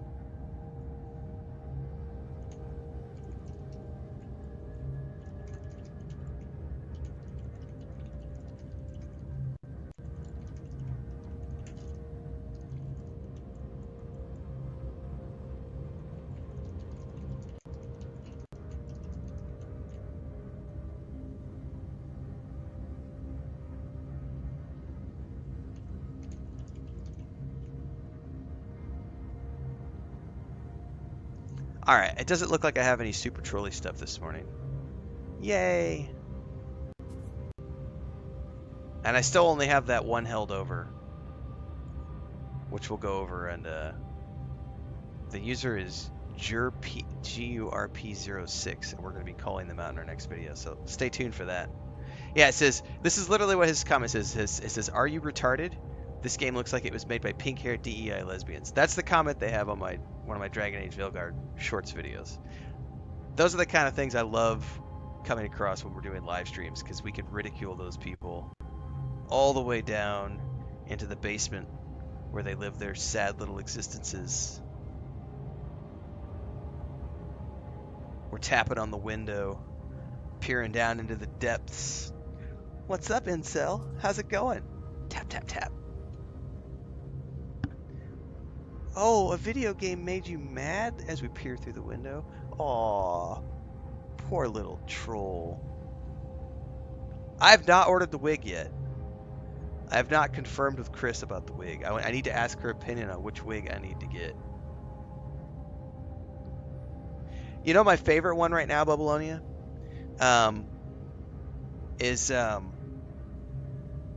There are a certain, I promise we're gonna get back to No Man's Sky here in a second, guys, but we got sidetracked really quick. I think it's fun to sidetrack, and then we'll go back to playing. I was on X, Twitter/X this morning, doing some social media, and I caught a thread that led me to a reaction video that someone had, which led me to a whole discussion that I didn't even know was taking place. But then once I saw it, it's like the Star Wars hate trains. It's like you follow the thread and it's like, who are these people? Like, I don't know anybody who actually thinks like this, but yet they seem to exist, at least on the internet. But there's this, I guess there's this whole vocal minority who are extremely upset that there are, in the character creator for Dragon Age: The Veilguard, they have the option to show scars for a top surgery, and you have this certain subset of people who are losing their minds over it. Like, that's just not real. And you've seen all sorts of things, but my favorite is like, there's no way, there's no surgeons. Surgeons didn't exist then. They heal everything with magic. And then somebody literally went and found the surgeon from Inquisition and was like, surgery absolutely exists. It even says right here that mages don't heal people with their magic in that way. It's all based on surgery and surgeons. But it's like there's this subset of people who are just obsessed with the fact that the game is including options for character creation so that people can have complete player agency and create the character in the way that they want to play it, which allows them to immerse themselves in that character in the way that they want to immerse themselves with.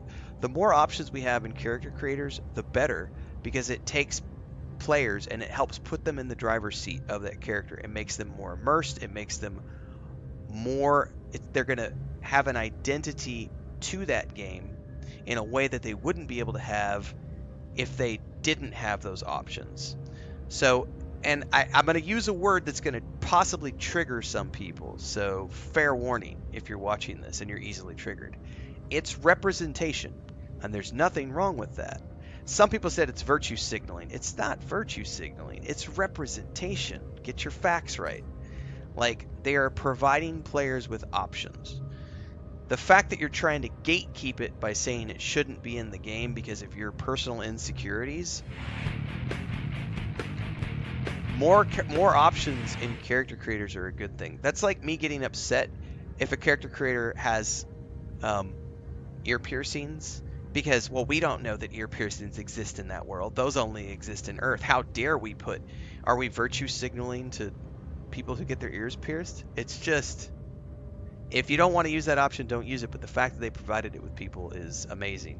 But what's really making me chuckle is the the people who are losing their minds over it and acting like it somehow impacts their enjoyment. And it's like, don't use it if you don't want to. And that's the thing. Yes, it's Dragon Age. It has always had a massive queer following, and it's so true, Babylonia. But those are the things that I'm dealing with when I create Dragon Age the Veilguard content, and we are absolutely going to call those people out every time we come across those types of comments. Anybody that does that kind of shit on any game, I'm going to make you famous for your 5 seconds, and we're going to call you out and show the world what kind of craziness is out there. Yeah, they got owned, Drusilla. Like, there's no surgery in Dragonist. There's literally a surgeon NPC. There's literally a surgeon NPC. Blows my mind. All right, we have citizens preparing a proposal in about 5 minutes, so we need to make our way back.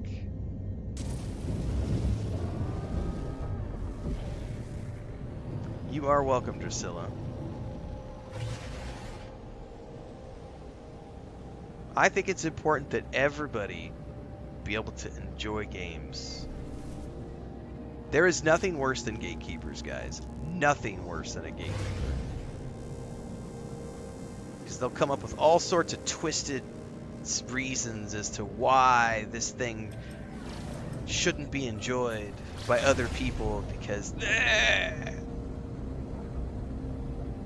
I think the most important thing you're saying there, Drusilla, too, I want to point this part of your comment out, if you don't mind. As someone who is trans, I feel heard. I think that that's very important. That everybody have the opportunity to be heard and to have the experience that they want out of a video game or a book or a movie or whatever. Like, being able to personally identify with something. I remember, so for those who love, J. Michael Straczynski's work is brilliant, but also the Wachowskis. If you've never seen the show, it was called Sense8 on Netflix. And it had a lot of queer representation in it. And I had a lot of people at the time who flipped their shit that I was, like, out there loving this show, and they were like, but it's just, that's, no, like, I had friends who were like, at the time, they were people I thought were friends who were upset by the representation that that show had and didn't want to watch it. Like, they got triggered by the that first episode, the strap-on scene triggered so many people, and I was like, I thought it was fucking awesome. Like, it's a very graphic, like, my wife is comes from a traditional family, and she watches TV with me, that sometimes there are scenes when we watch the show, she's like, oh my god, if my mom saw this, she would have a heart attack. And that was one of the scenes that my wife was like, oh my god.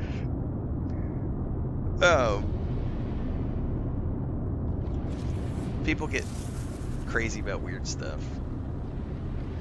Exactly, Bubbleonian. Fuck the haters.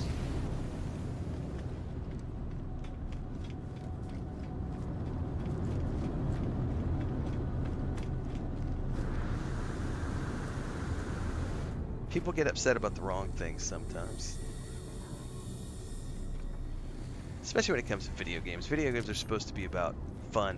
And the whole purpose of, like, a role-playing game is for you to role-play, to put yourself into the role. And whatever a game developer can do to make that happen for people is a win in my book.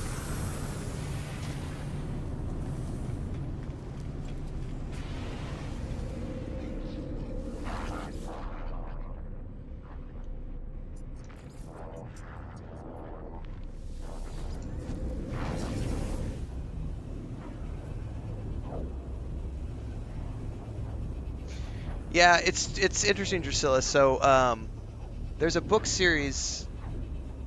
Um, I have a book that I published back in like 2017 or 18. It was the first part of a fantasy trilogy. Not even a trilogy, just a big fantasy series. And it was the series that my MMORPG was based on.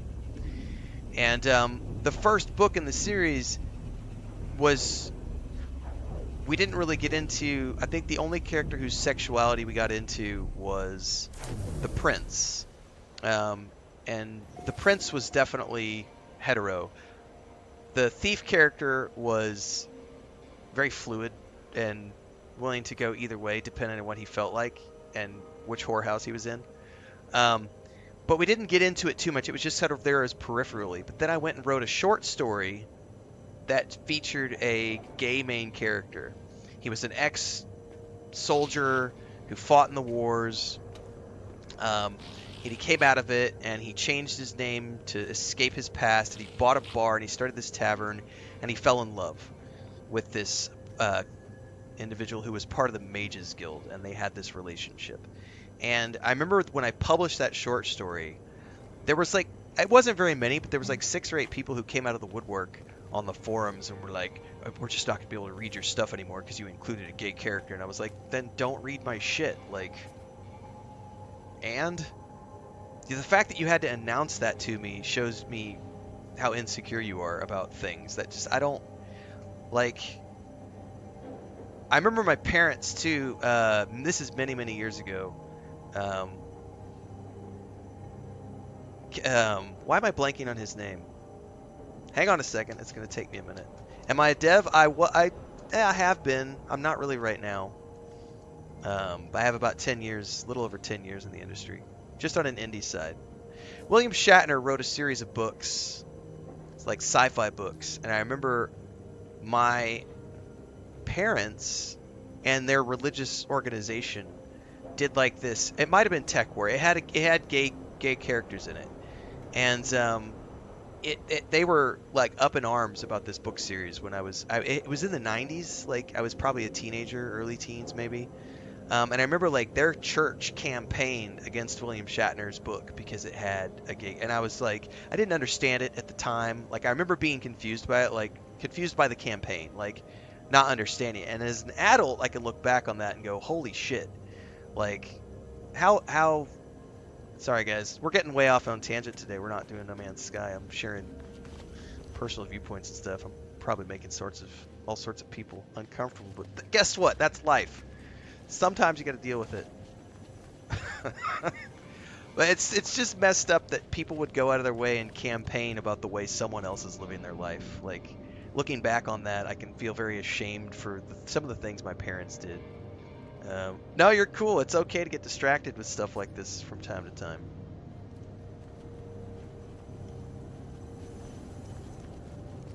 I do generally try to keep my channels political free, you know, but that's an important thing to me, is like, in gaming, it's like, there's nothing, like, there's no virtue signaling, there's no messaging happening. It's just a game dev giving people more options for character creators, and I really don't understand why some people are going out of their way to try to make it into something more than it is. Because those Twitter threads are fucking vile. Like, they are vile and full of hatred that I would not wish on my worst enemy. It's so sad. Let's approve the tower. I already have a landing pad.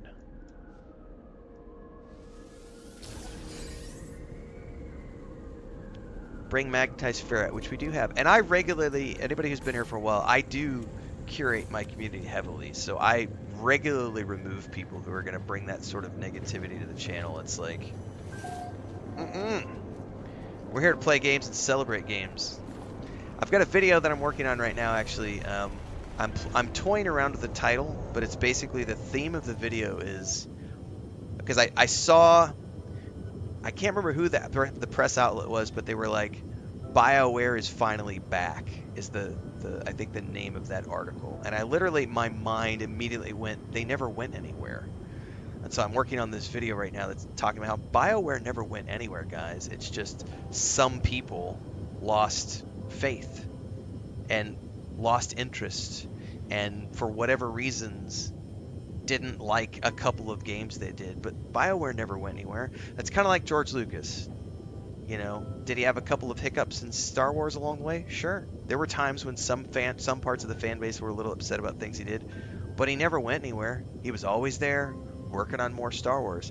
And that the Star Wars thing I have in the back of my mind always is that there's no such thing as bad Star Wars. There's just that some Star Wars is better than other Star Wars. It's Star Wars. If you love Star Wars, you love all of Star Wars.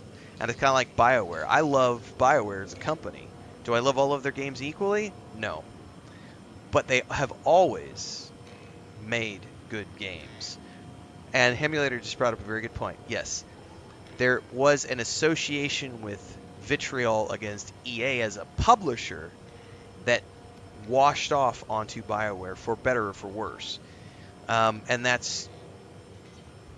it's cancel culture.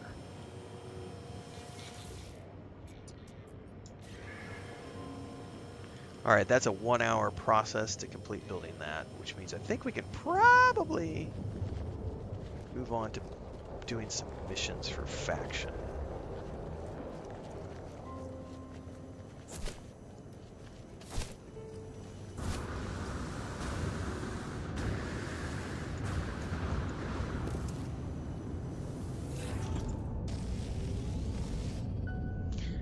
Anthem was a good game.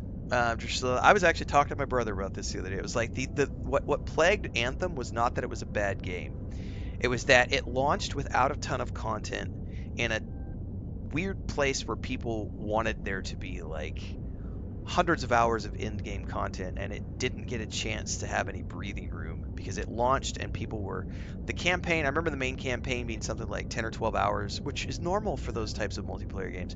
And then the end game was like, here's these 3 dungeons, go grind these for the next 3, 4, 5, 6 months until we launch the next content drop. And a lot of people were very unhappy with that. And I think the issues that plagued it from my perspective, because my brother and I both had it on the PS4 at launch. I pre-ordered that game for both of us. I got it for him for Christmas, and we were playing together, and it was just blue screen crash after blue screen crash after blue screen crash. We played through it, but it was one of the rougher launches I've seen outside of Cyberpunk 2077 on the PlayStation. And I think that was, the bugginess of that launch contributed, I think, more than the lack of content, because every game, when it launches, doesn't have a ton of content. It was a great experience. The storyline was everything I love about BioWare. Great mocap, great music, great story. Like if you've never played the single player storyline, it's like 10, 12 hours. But it was like, here's these missions. You can choose to do them solo or you can choose to do them group. Really cool Iron Man flight suits, different types of flight suits. I liked the mage, the mage version. The Storm, I think is what it was called. There was I don't remember all the names now. I think it was called the Storm Javelin. And it was a lot of fun. But it had just so many bugs. And my brother and I stuck it out because we both really enjoyed it. But it was not a fun experience in terms of bugginess. Same with Cyberpunk 2077. Great game. Shitty launch on the PS4. To the fact that they pulled that one from the store. And then, of course, coming back 2 years later with Phantom Liberty and just crushing it with all the fixes and winning their reputation back. It would have been great if Anthem had been given that chance, but instead EA decided to pull the plug, which sucks.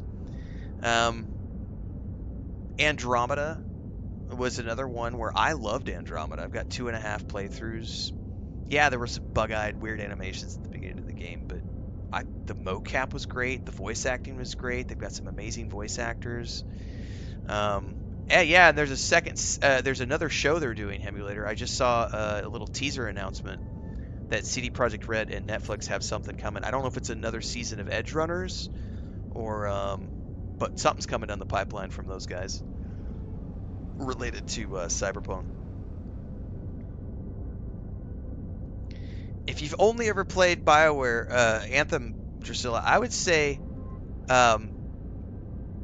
if you have the time, the Mass Effect Legendary Edition that they released like maybe 3 years ago, is definitely worth your time. It's 3 games, and those Mass Effect games were like the pinnacle of when BioWare was sort of at its peak with when the two founders, the two doctors, were still there, still hands-on before they sold, because they left during Star Wars: The Old Republic, right after it launched or right before it launched, I forget. Um, Jade Empire is probably a little outdated now, but the voice acting in that game is absolutely phenomenal. Um, Wait, Jade Empire, is Jade Empire Obsidian or BioWare? Fuck, I may have said an Obsidian game. Hang on.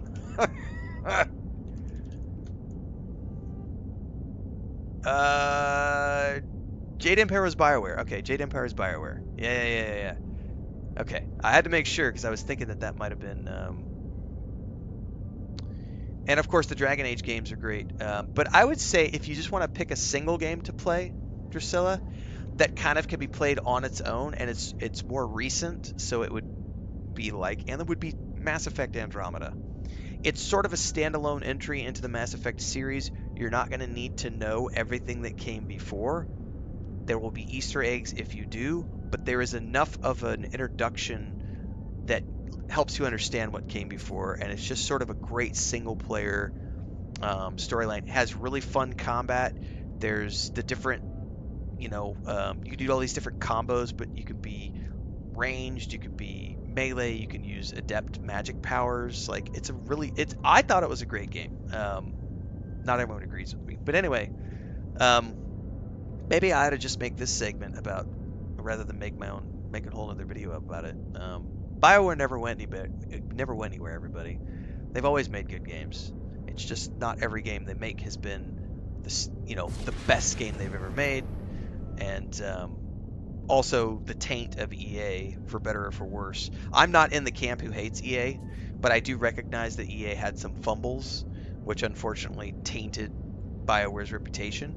I think the Battlefront 2 launch with the whole, loot boxes and microtransactions, that was a horrible, and it sucked so bad because if you've never played the single player campaign in Star Wars Battlefront 2, the one that is the most recent Star Wars Battlefront 2 they did, that single player campaign, the mocap, the storyline, Inferno Squad, it is really damn good. It is super fun, super fun. Yeah, same thing with Ubisoft. Some people are like, Ubisoft, and they get all triggered, and it's like, yeah, but Ubisoft makes really fun, commercially successful, it might be McDonald's fast food type content, but they're fun games to play. Not everything out there needs to be like Baldur's Gate 3, Witcher 3, handcrafted. Like sometimes it's fun to have a McDonald's Assassin's Creed style game to just go sink 40 hours into and walk away and go, I'm satisfied, that was fun. The Division games are fun. Division 3 just got announced. I haven't put nearly enough time into those games in recent years. I played a little bit of the first one, really enjoyed the second one. Looking forward to the third one, especially coming off of them having just done Star Wars Outlaws. Like, Massive Entertainment can do no wrong as far as I'm concerned. Like, you guys knocked it out of the park with Star Wars Outlaws. I am down for that. But yeah, BioWare, they never went anywhere. I'm glad that the press around the Veilguard is overwhelmingly positive and I'm talking press. I'm not talking the angry little trolls on Twitter/X. I'm talking about the press outlets. The press outlets have all been praising it,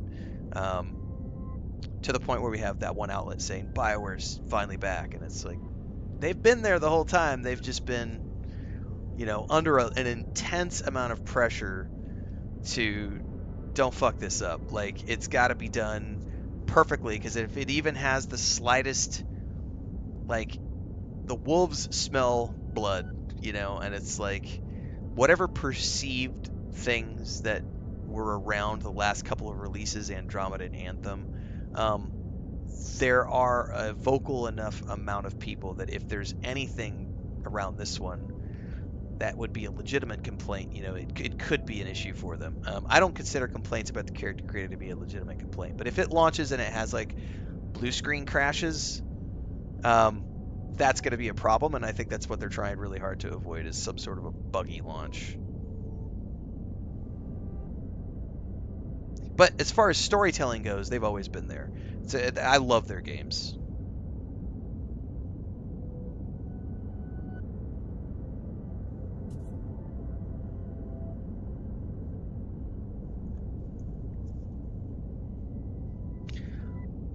IGN does mixed bag, but I love their first series. Like every game they cover in the IGN first series is absolutely amazing. I don't pay attention to their journalism sides. That part and the reviews and everything else, I don't really listen too much. But I do really like the IGN first series. And I was funny when we were watching. I think it was the most recent Xbox podcast episode where they sat down with the creative directors of Dragon Age. They referenced the IGN first interviews like 2 or 3 times because that's been a pretty good series of exclusives for BioWare. All right, let me. Chris just stepped out. Let me go check that everything's good with her. Give her her good morning hug and kiss. Get another cup of coffee. Take a quick bio, and we will be back because we've still got about another 45 minutes left to go. So I'll be back momentarily.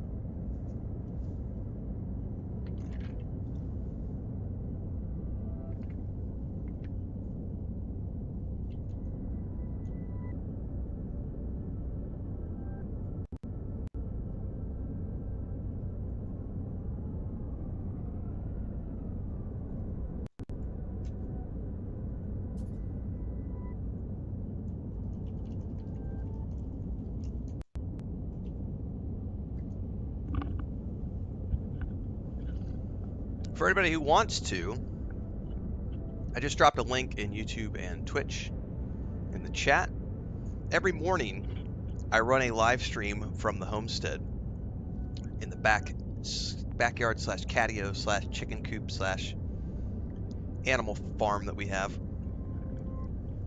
So if you want to go hang out, you'll also see things like just a minute ago, I went outside, was talking to Chris, went out in the yard, she's feeding the chickens. I went and checked on Blanca, went and checked on the other cats.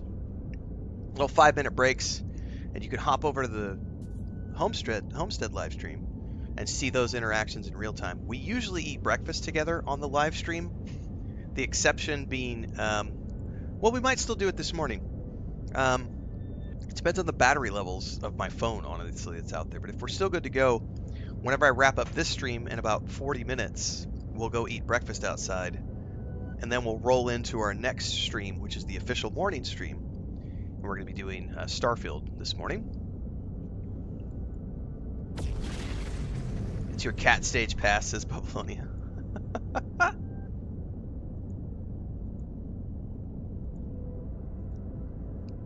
I just let that thing run from about 4 a.m. every morning. Occasionally, I will drop something in chat, hang out there, etc.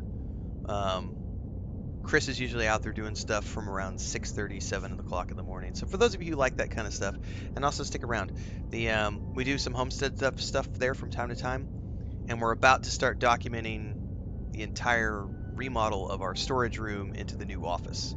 So that's all going to be being live streamed and taking place over on that other channel. So you'll want to stay tuned for that if you're interested in that kind of stuff. Not everyone is. It's okay. We do meat chickens and egg chickens.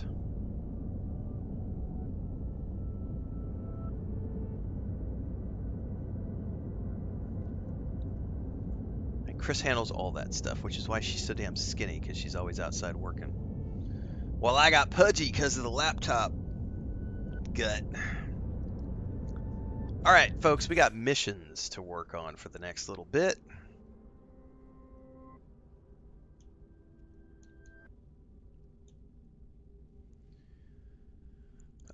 We've got one to destroy pirates. Let's do it.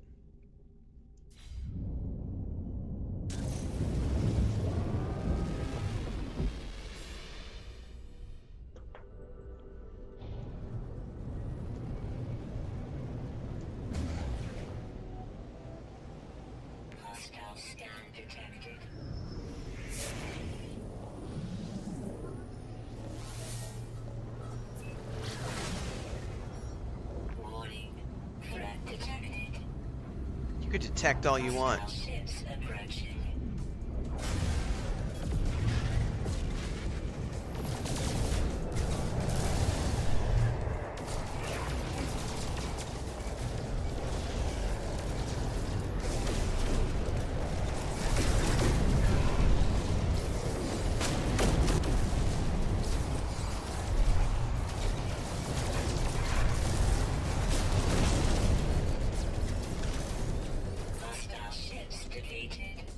There we go. That's how it's done.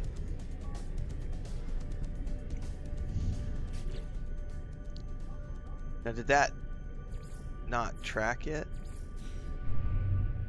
Oh, that wasn't the right one. That was something else. Those are the guys who attacked me coming at me from behind. All right, never mind. Still got to do this one.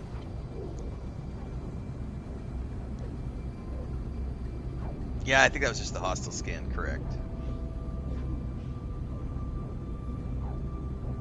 Pippin. Hi, Mama. Yo, are you up now? I may have to duck out again here in a second just to take care of Pippin, because she's awake. Shit. There he is. He's right by a station, looks like.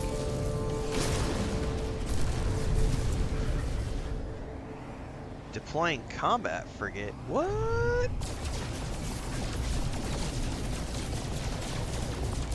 I don't know what that message. I don't know what that message refers to.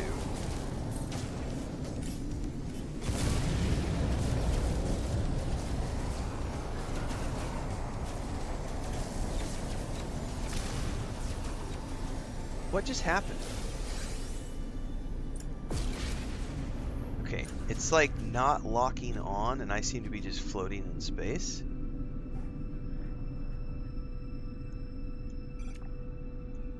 I guess we killed it? I must be locked onto something different. I guess I just locked onto something. I don't know which one of these are the target, though.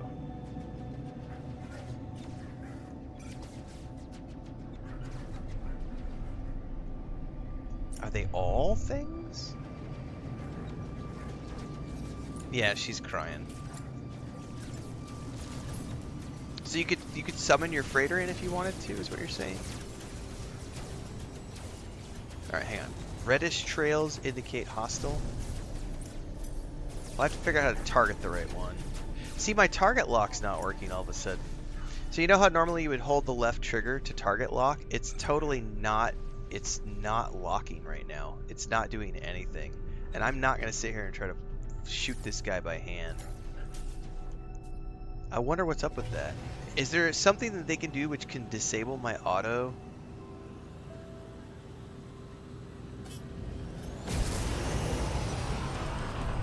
There it goes. Now it's working again. Nope, and it just stopped working again.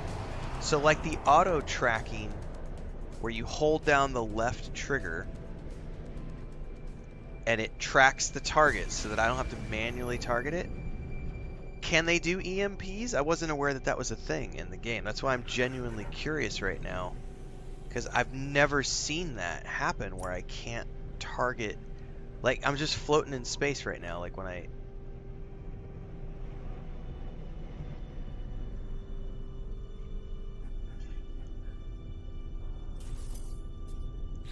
Let me,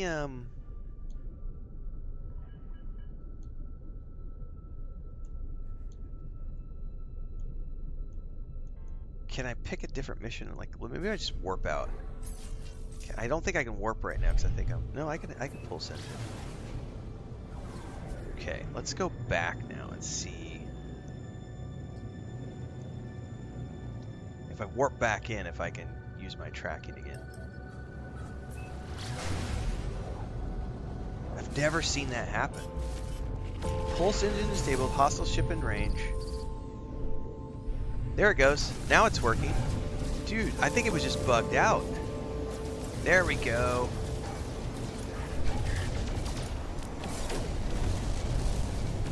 I think it just bugged. I think I just needed to warp out, and now it's fixed itself. Alright. All is well in the world.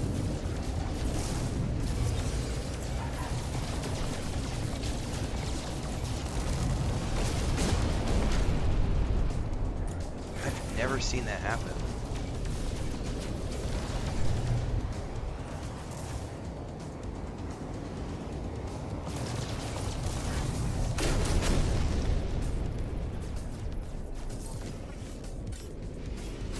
Oh, we got more. Never mind. I thought we were done. Ah.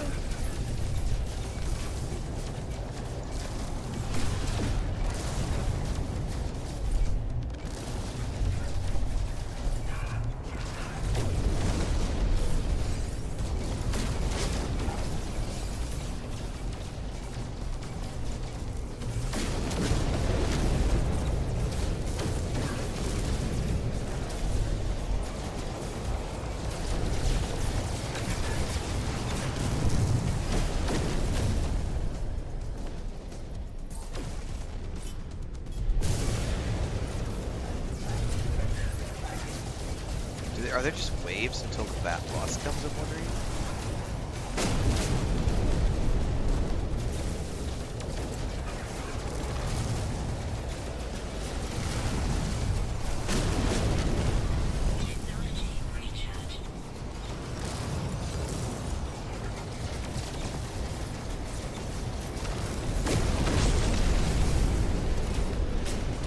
My little bobblehead is going freaking out. I think we finally got it. I do see that objective complete up top. Alright, report to the mission agent.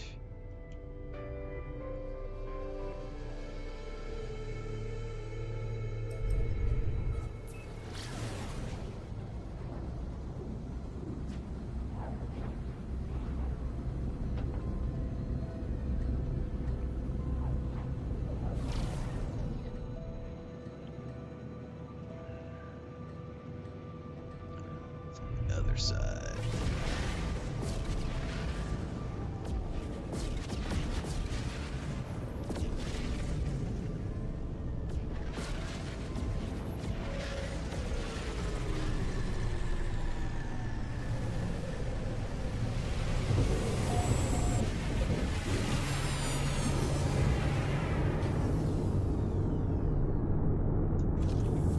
It's 3 waves? Okay.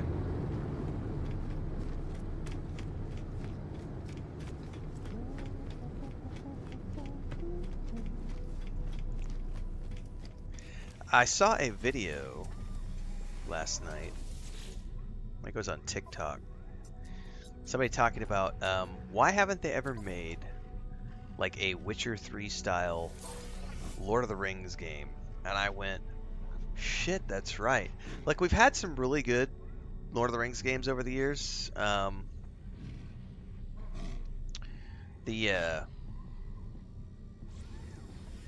Those Mordor games were quite fun. Shadows of War, those 2 games. But they've never done like a traditional Witcher 3 style. And I don't know how you would do it. Like, one option would be to take the Lord of the Rings Online route and like you create, or the Shadows of War route, where you create your own NPC within the boundaries of what's known. Because Lord of the Rings does a great job of that, where you're following along in the footsteps with Gandalf and stuff, and Aragorn and everybody else. But it would also be really cool, and I'm wondering if we're going to see something, because the Embracer Group now owns Middle-earth Enterprises, and they have a ton of video game projects in the work. And I think it would be really cool to have like a video game where you're playing Aragorn. Like, I could imagine like they're making the Hunt for Gollum movies.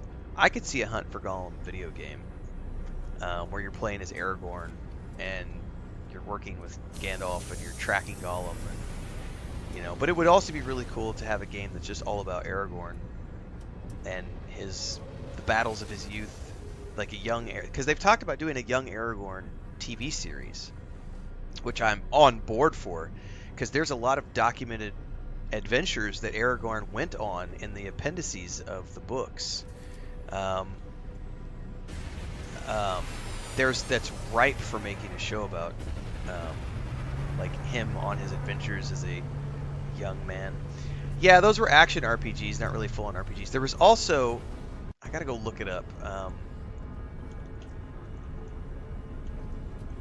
always forget the name of it, and I'm gonna go Google it first. No, that's not the one I'm thinking of.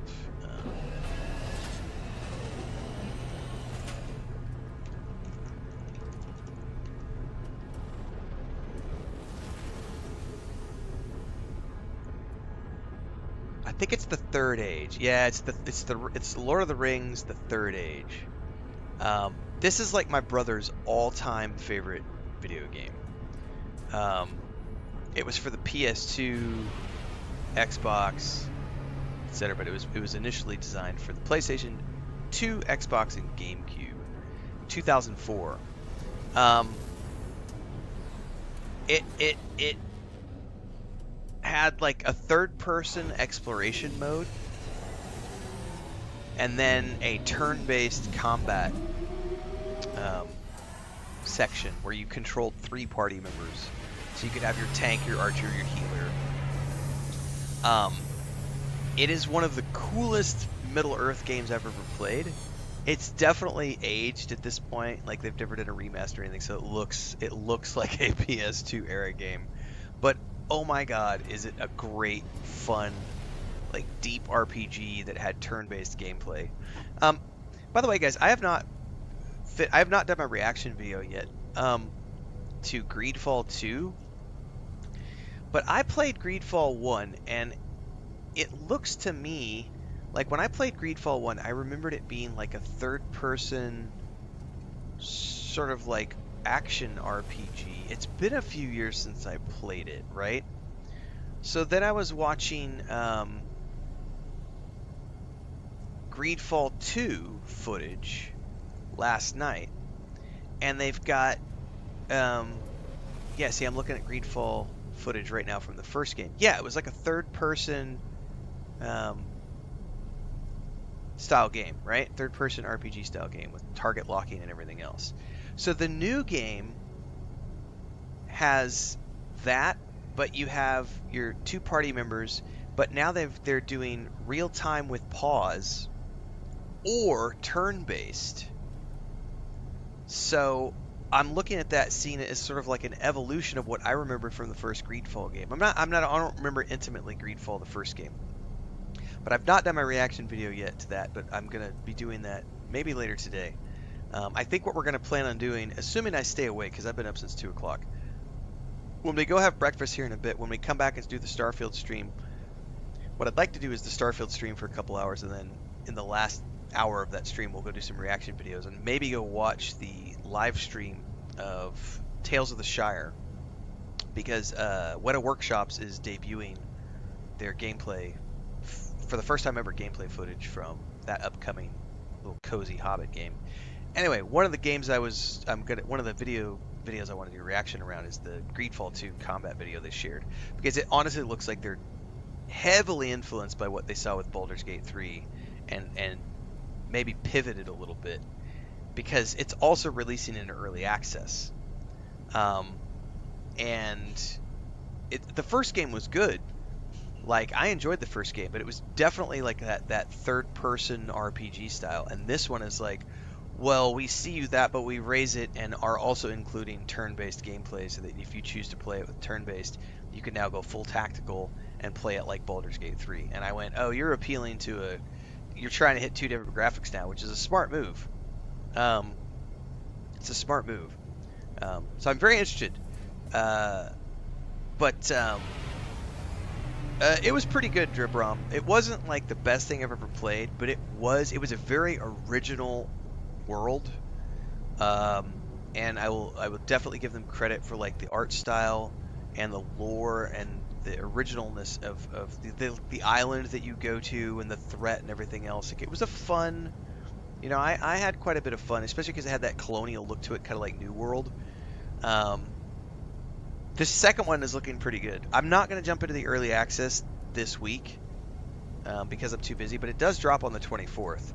But I think what we're going to do at this point is, it might be something we jump into in January, is to go do that early access, because I don't have any major releases happening in January yet. So there's Path of Exile 2 early access and Greedfall 2 early access. Those might be fun to get into.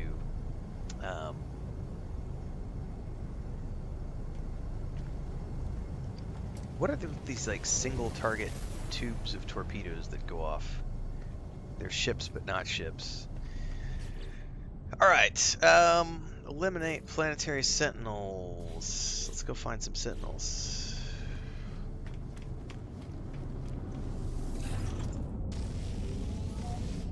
Yes, that's the one we were just talking about, Nedham, in the Third Age. What's up, Daddy Sanjo? Good morning. Alright, this planet says it has high sentinel activity.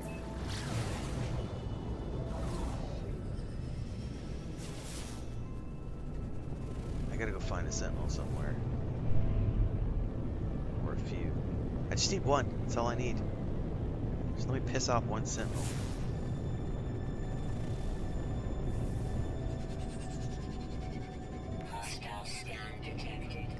Really, we're gonna fight somebody right away. Come on, scan me.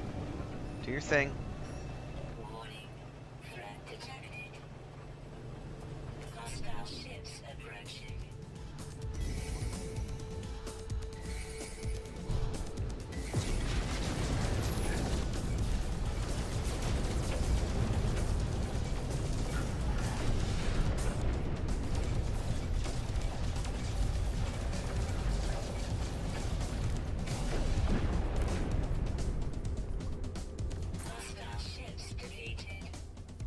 That is cool, Dribrom.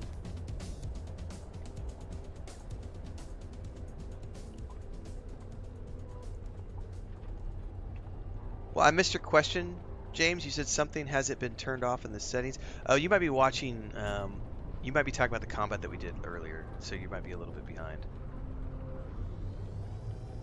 Which way's down?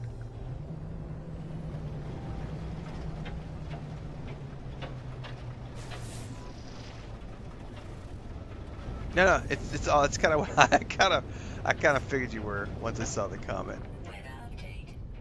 Storm clear. Oh, go land. Why didn't you land? I might have been going too fast.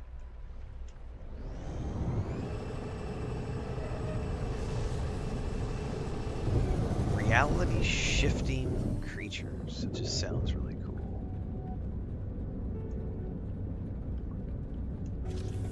All right.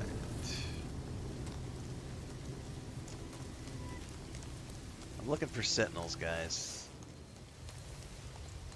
I probably should have checked to see if there was like a sentinel planet. This one just said high sentinel activity, but it didn't say aggressive or anything. Well, I need oxygen anyway, so let me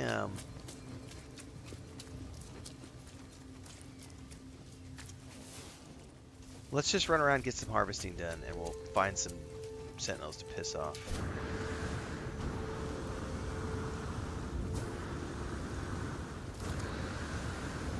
Toxic protection. Falling.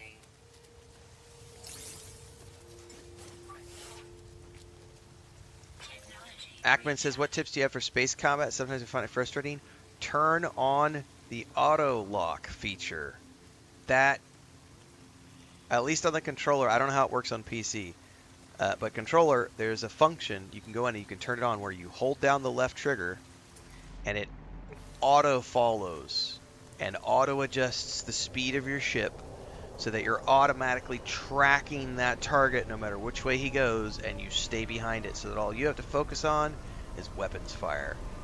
I have no desire to try to aim that ship. Fuck that. I happily use the aim assist. I already did the base tour, Pescado. I did. That was about an hour ago, I think.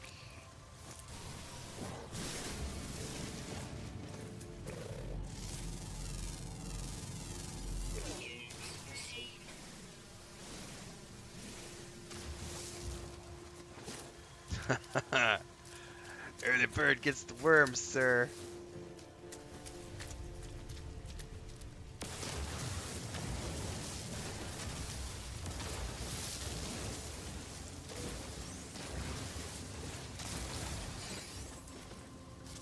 Alright, I don't see any sentinels yet.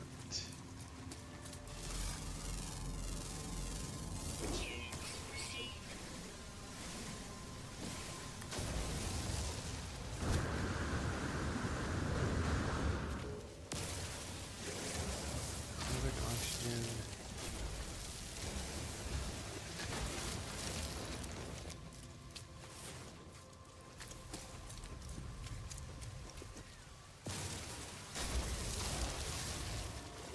Ooh, these are kind of cool, man.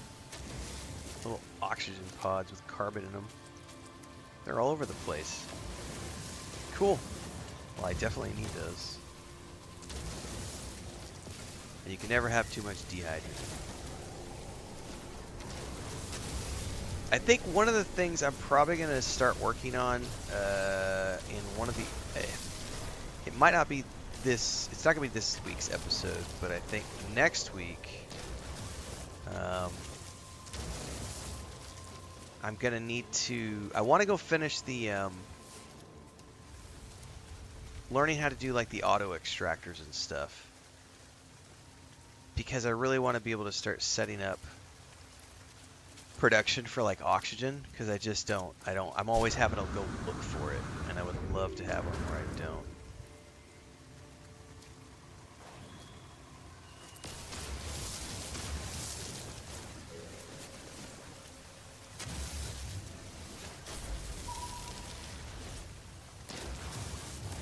When I was going to the gym religiously, Firewater, I lived off of oatmeal for breakfasts. That was like the first thing I would have in the morning. Just oatmeal with, I like oatmeal with butter and brown sugar, and that's it. Maybe throw some walnuts in there. But these days, I usually just do coffee first. I drink like 3 or 4 cups of coffee. I usually do fasted cardio, so I usually get up at 4, I usually spend the first 2 hours at the desk just drinking coffee, and then at 6 I leave and I either go for a walk and go to the park and do pull-ups and stuff, or I go to the riverside and I go for a run. I don't do big runs. I'm still recovering from my leg wound, my leg injury, so I'm still having some issues, but I come back and that's usually when I have breakfast, and I generally we eat a pretty big breakfast. Chris usually makes something for breakfast, usually. So it's usually something like, it could be beans and chicken. We eat a lot of Mexican breakfasts. So Mexican breakfasts are very heavy. And we have a lot of eggs because we have farm fresh eggs. And I love eggs, and I will always eat eggs until the day I die. Eggs, potatoes, and cheese.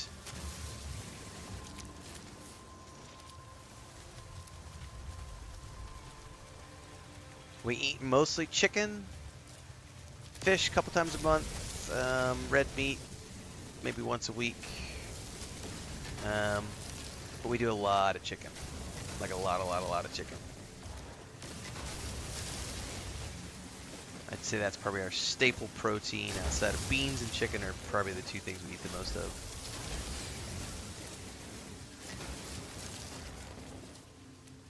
Man, I have still not seen any stupid sentinels.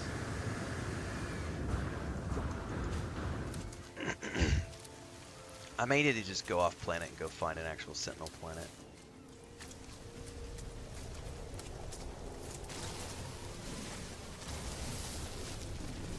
I mean, I definitely need resources, so this is not a bad thing to do. But as a general, we eat pretty heavy breakfasts and then very light dinners, if anything at all. I usually won't eat anything heavy after like 3 or 4 p.m.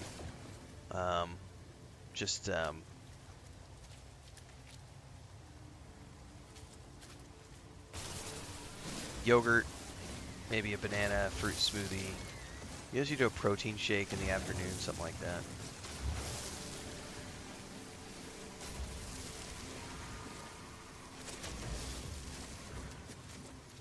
Alright, well. We getting any sentinels, man? Sure shit don't see any.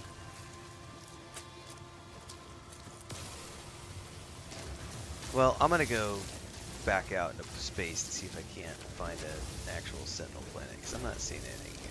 It says high sentinel presence, but I haven't seen any.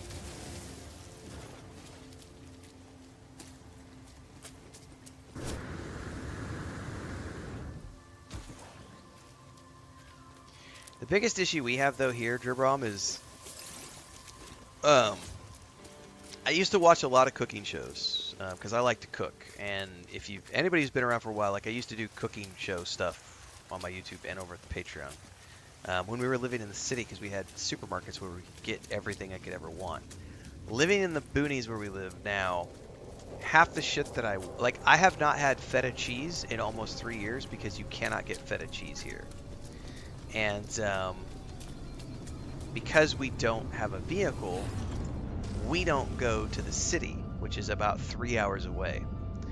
And so I have not had, as an example, I have not had feta cheese in about 3 years because you just can't get it locally. I can get all sorts of other kinds of cheeses, including cheeses that are similar to feta, but they're Mexican style.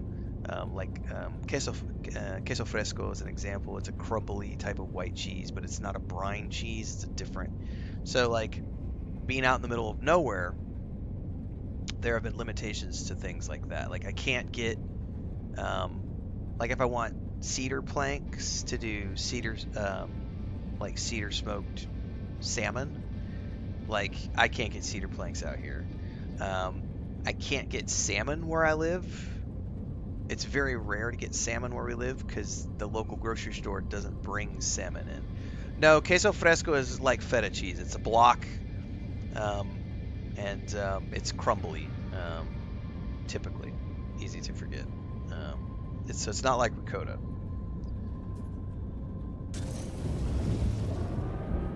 Ricotta, sorry. So yeah, little limitations when you live out in the middle of nowhere. And also the other thing that's been is I like they're little white onions in vinegar.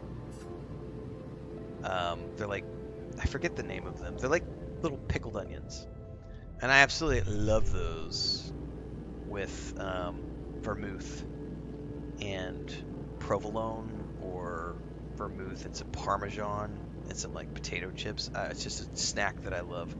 Very Catalunya. And vermouth is like impossible. No, there's no store where I live that carries vermouth. So vermouth has been hard to get. I've been able to get it a couple of times off of Amazon, but the vendors that I order it from don't always have it. So.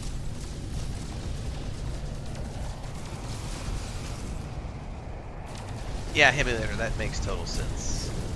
Why you would not eat it. I'm not a huge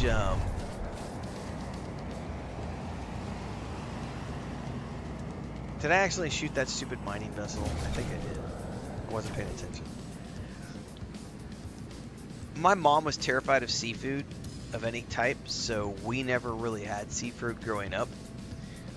Whereas Christina's like favorite type of food of all time is seafood. So anytime that Chris gets the chance to eat seafood, she'll eat seafood. I'm not a huge fish fan. I like fish sometimes. There are certain fish I like more than others. I prefer seafood. I prefer ocean fish to river fish. And I lost some Viking standing. And I apologize for that. He was shooting at me. I probably should have just ran away. I didn't know that was going to be a faction hit. I know, I'm getting hungry too, James. I haven't asked Chris yet what's for breakfast. High sentinel activity.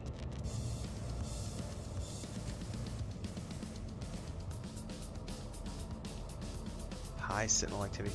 Well, high sentinel activity doesn't give me shit when there's actually no sentinels there.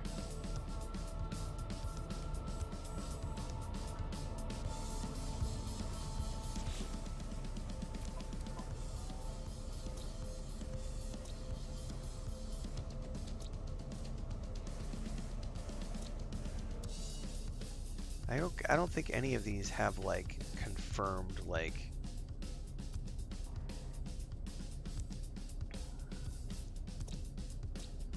yeah, that's what I'm looking at right now is the planetary chart, and I don't see any on this one, so I think I'm gonna have to go to a different system, to be honest with you. Technology recharge. Can I look for like, I think we talked about these today. Can you look for dissonant?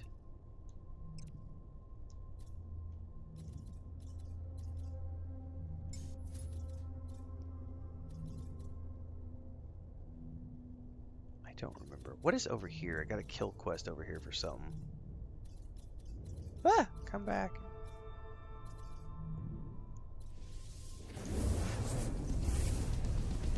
I've got something here that I need to take out, so let's go see what it is. Or at least I had a skull icon.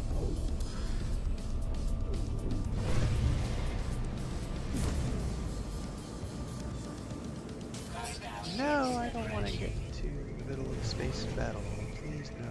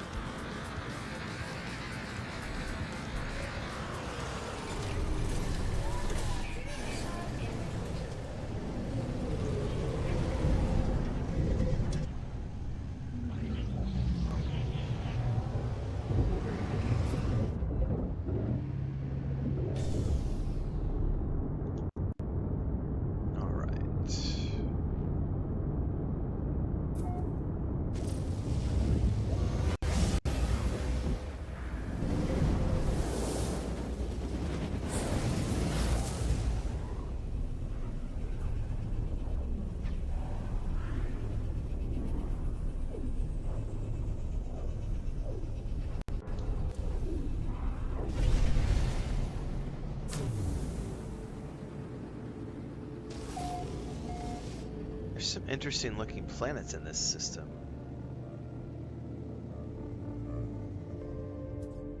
Alright, What do I have an icon for?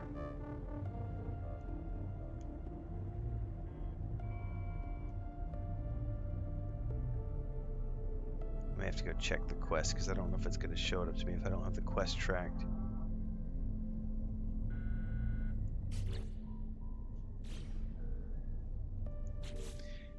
I know, it almost feels like... It almost feels like the anomaly took me back to the system I just... I literally did, guys. This is the system I just left. It literally sent me back to the old system. I'm like, what? I'm like, wait a second. This feels like I'm in the same spot. What the heck? I've never seen it do that. Hang on. Well, let's try that again. It's that one right there. Ah, man, this camera is super fidgety.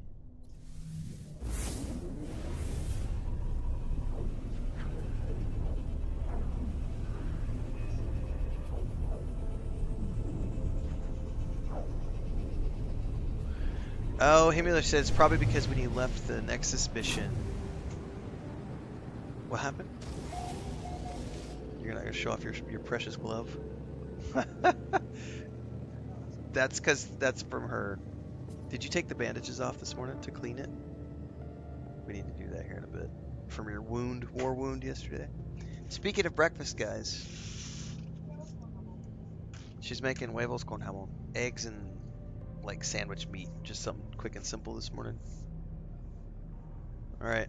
Which means let's get this kill. Because I need to start winding down. And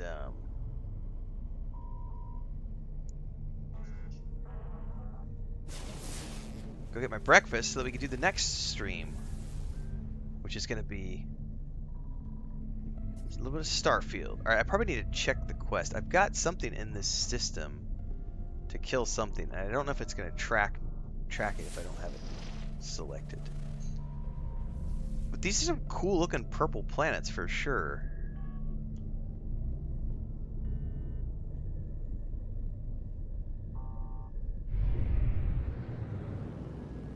And there's 4 things here we're gonna have to see. Let's go to my log. I don't know what it would be. It showed like a skull icon. I don't really have any things that are kill quests other than that one.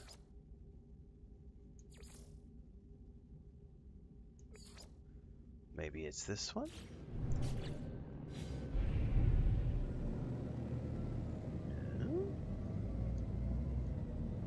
I don't know. I don't know what I was seeing. I could be tripping on something. You never know. Let's go just touch down on this place and take a look, guys. Maybe I'll get lucky. It says high sentinel activity, but I wouldn't mind just touching down and see what this place looks like.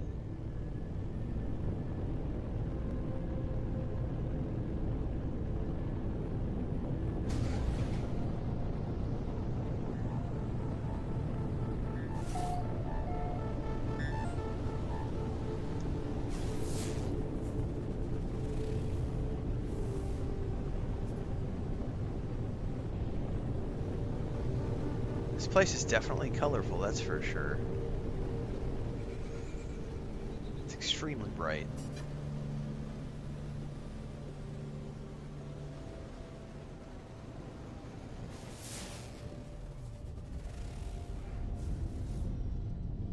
Hang on, what did it just show me on the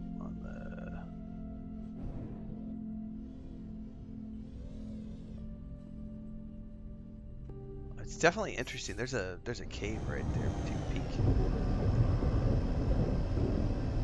I don't see any sentinels right off the bat, but hey, we've touched down on a purple planet. Maybe we'll find some pretty purple people eaters.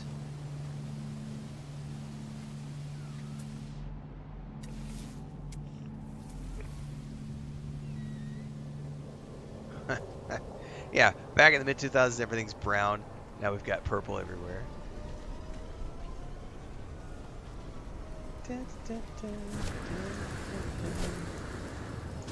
I've also got a quest to lead me to a harvester, which I think will have plenty of sentinels as well. I was just trying to find one randomly. Oh, I heard it. I heard it. Where are you at? Here. Here. I'm gonna mine shit. Come here. Come here. I hear you. There you are.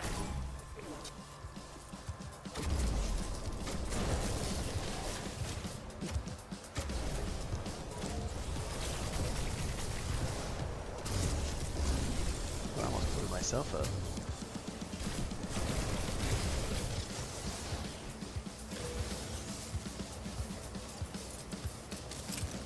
I think I needed 3 of these things. Where are we at?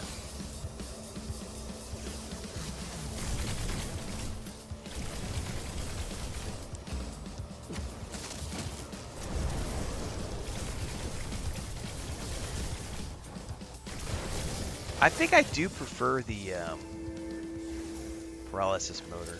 Mortar. Why do I keep saying motor? Because then I don't have to worry about aiming. I just freeze that motherfucker in place and shoot him.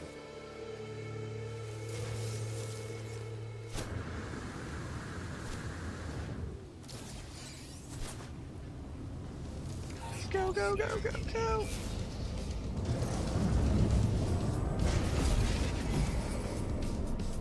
Yeah, I think I'm going to start using it in Super Pescado because honestly it gets rid of my issues with the aim assist. It's like I can always guarantee that I'm going to shoot it because I can literally freeze it in place. Alright, can I make it to the space station? Oh my god, rocketing through a debris field.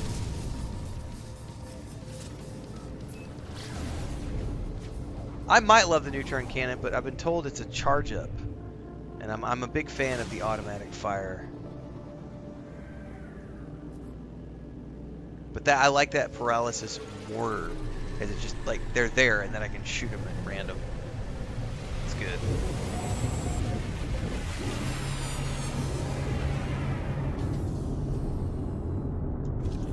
Alright, we're going to turn this mission in. Alright everybody, here's what's going to happen. We are about to go have breakfast. We will be doing so on the Homestead live stream. If you're not tuned into the Homestead live stream and you want to keep hanging out for a little bit, you can go check that out. But if you don't want to, don't stress. I'm going to be back here with another stream in probably 30 minutes or so as soon as we have breakfast. I will be then shutting down the Homestead stream and back here on YouTube and Twitch with Starfield. And we're going to be playing that for a few hours this morning as we continue our adventures in space. Didn't I have a turn in here? I guess I did. Anyway, we'll have more next time, everybody. We'll be back again next week for more No Man's Sky. In the meantime, I've got some more base building episodes coming out from No Man's Sky. We have the episode 3 of the community build, which we toured today earlier on the stream. That'll be coming out as its own video, so stay tuned for that. We also have a bunch of outpost building stuff for Starfield coming out. Last night's raid in World of Warcraft is coming out Tuesday morning, and of course we'll be doing some reaction videos today and having those come out as well. So stick around for more things, and if you are new to the channel this morning, the No Man's Sky stuff happens on Sunday mornings at 5 a.m. Central, and I'm always live on YouTube and Twitch. Traditionally speaking, I start in the mornings around 9 a.m. and I do another stream around 4 or 5 p.m. We do about 3 hours each time, sometimes a little longer depending on the turnout. The stream numbers are growing. It's been very nice, so thanks to everybody for helping that and making that happen. We're onwards and upwards all the time, and the more the numbers grow, the more I'm willing to spend longer sessions because it's starting to become more financially viable for me to stay live more hours, which is a cool thing.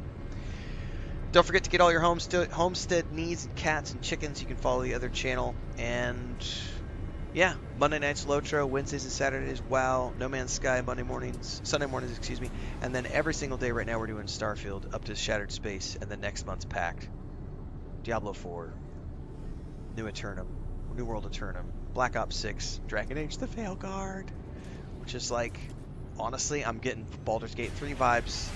And I'm telling you, I'm really looking forward to it. It could be game of the year material. We'll see. It looks pretty awesome. All right, I'm gonna go eat. I'll see some of you over there. Otherwise, everybody else will see you either later on this morning or next time. Stay safe out there.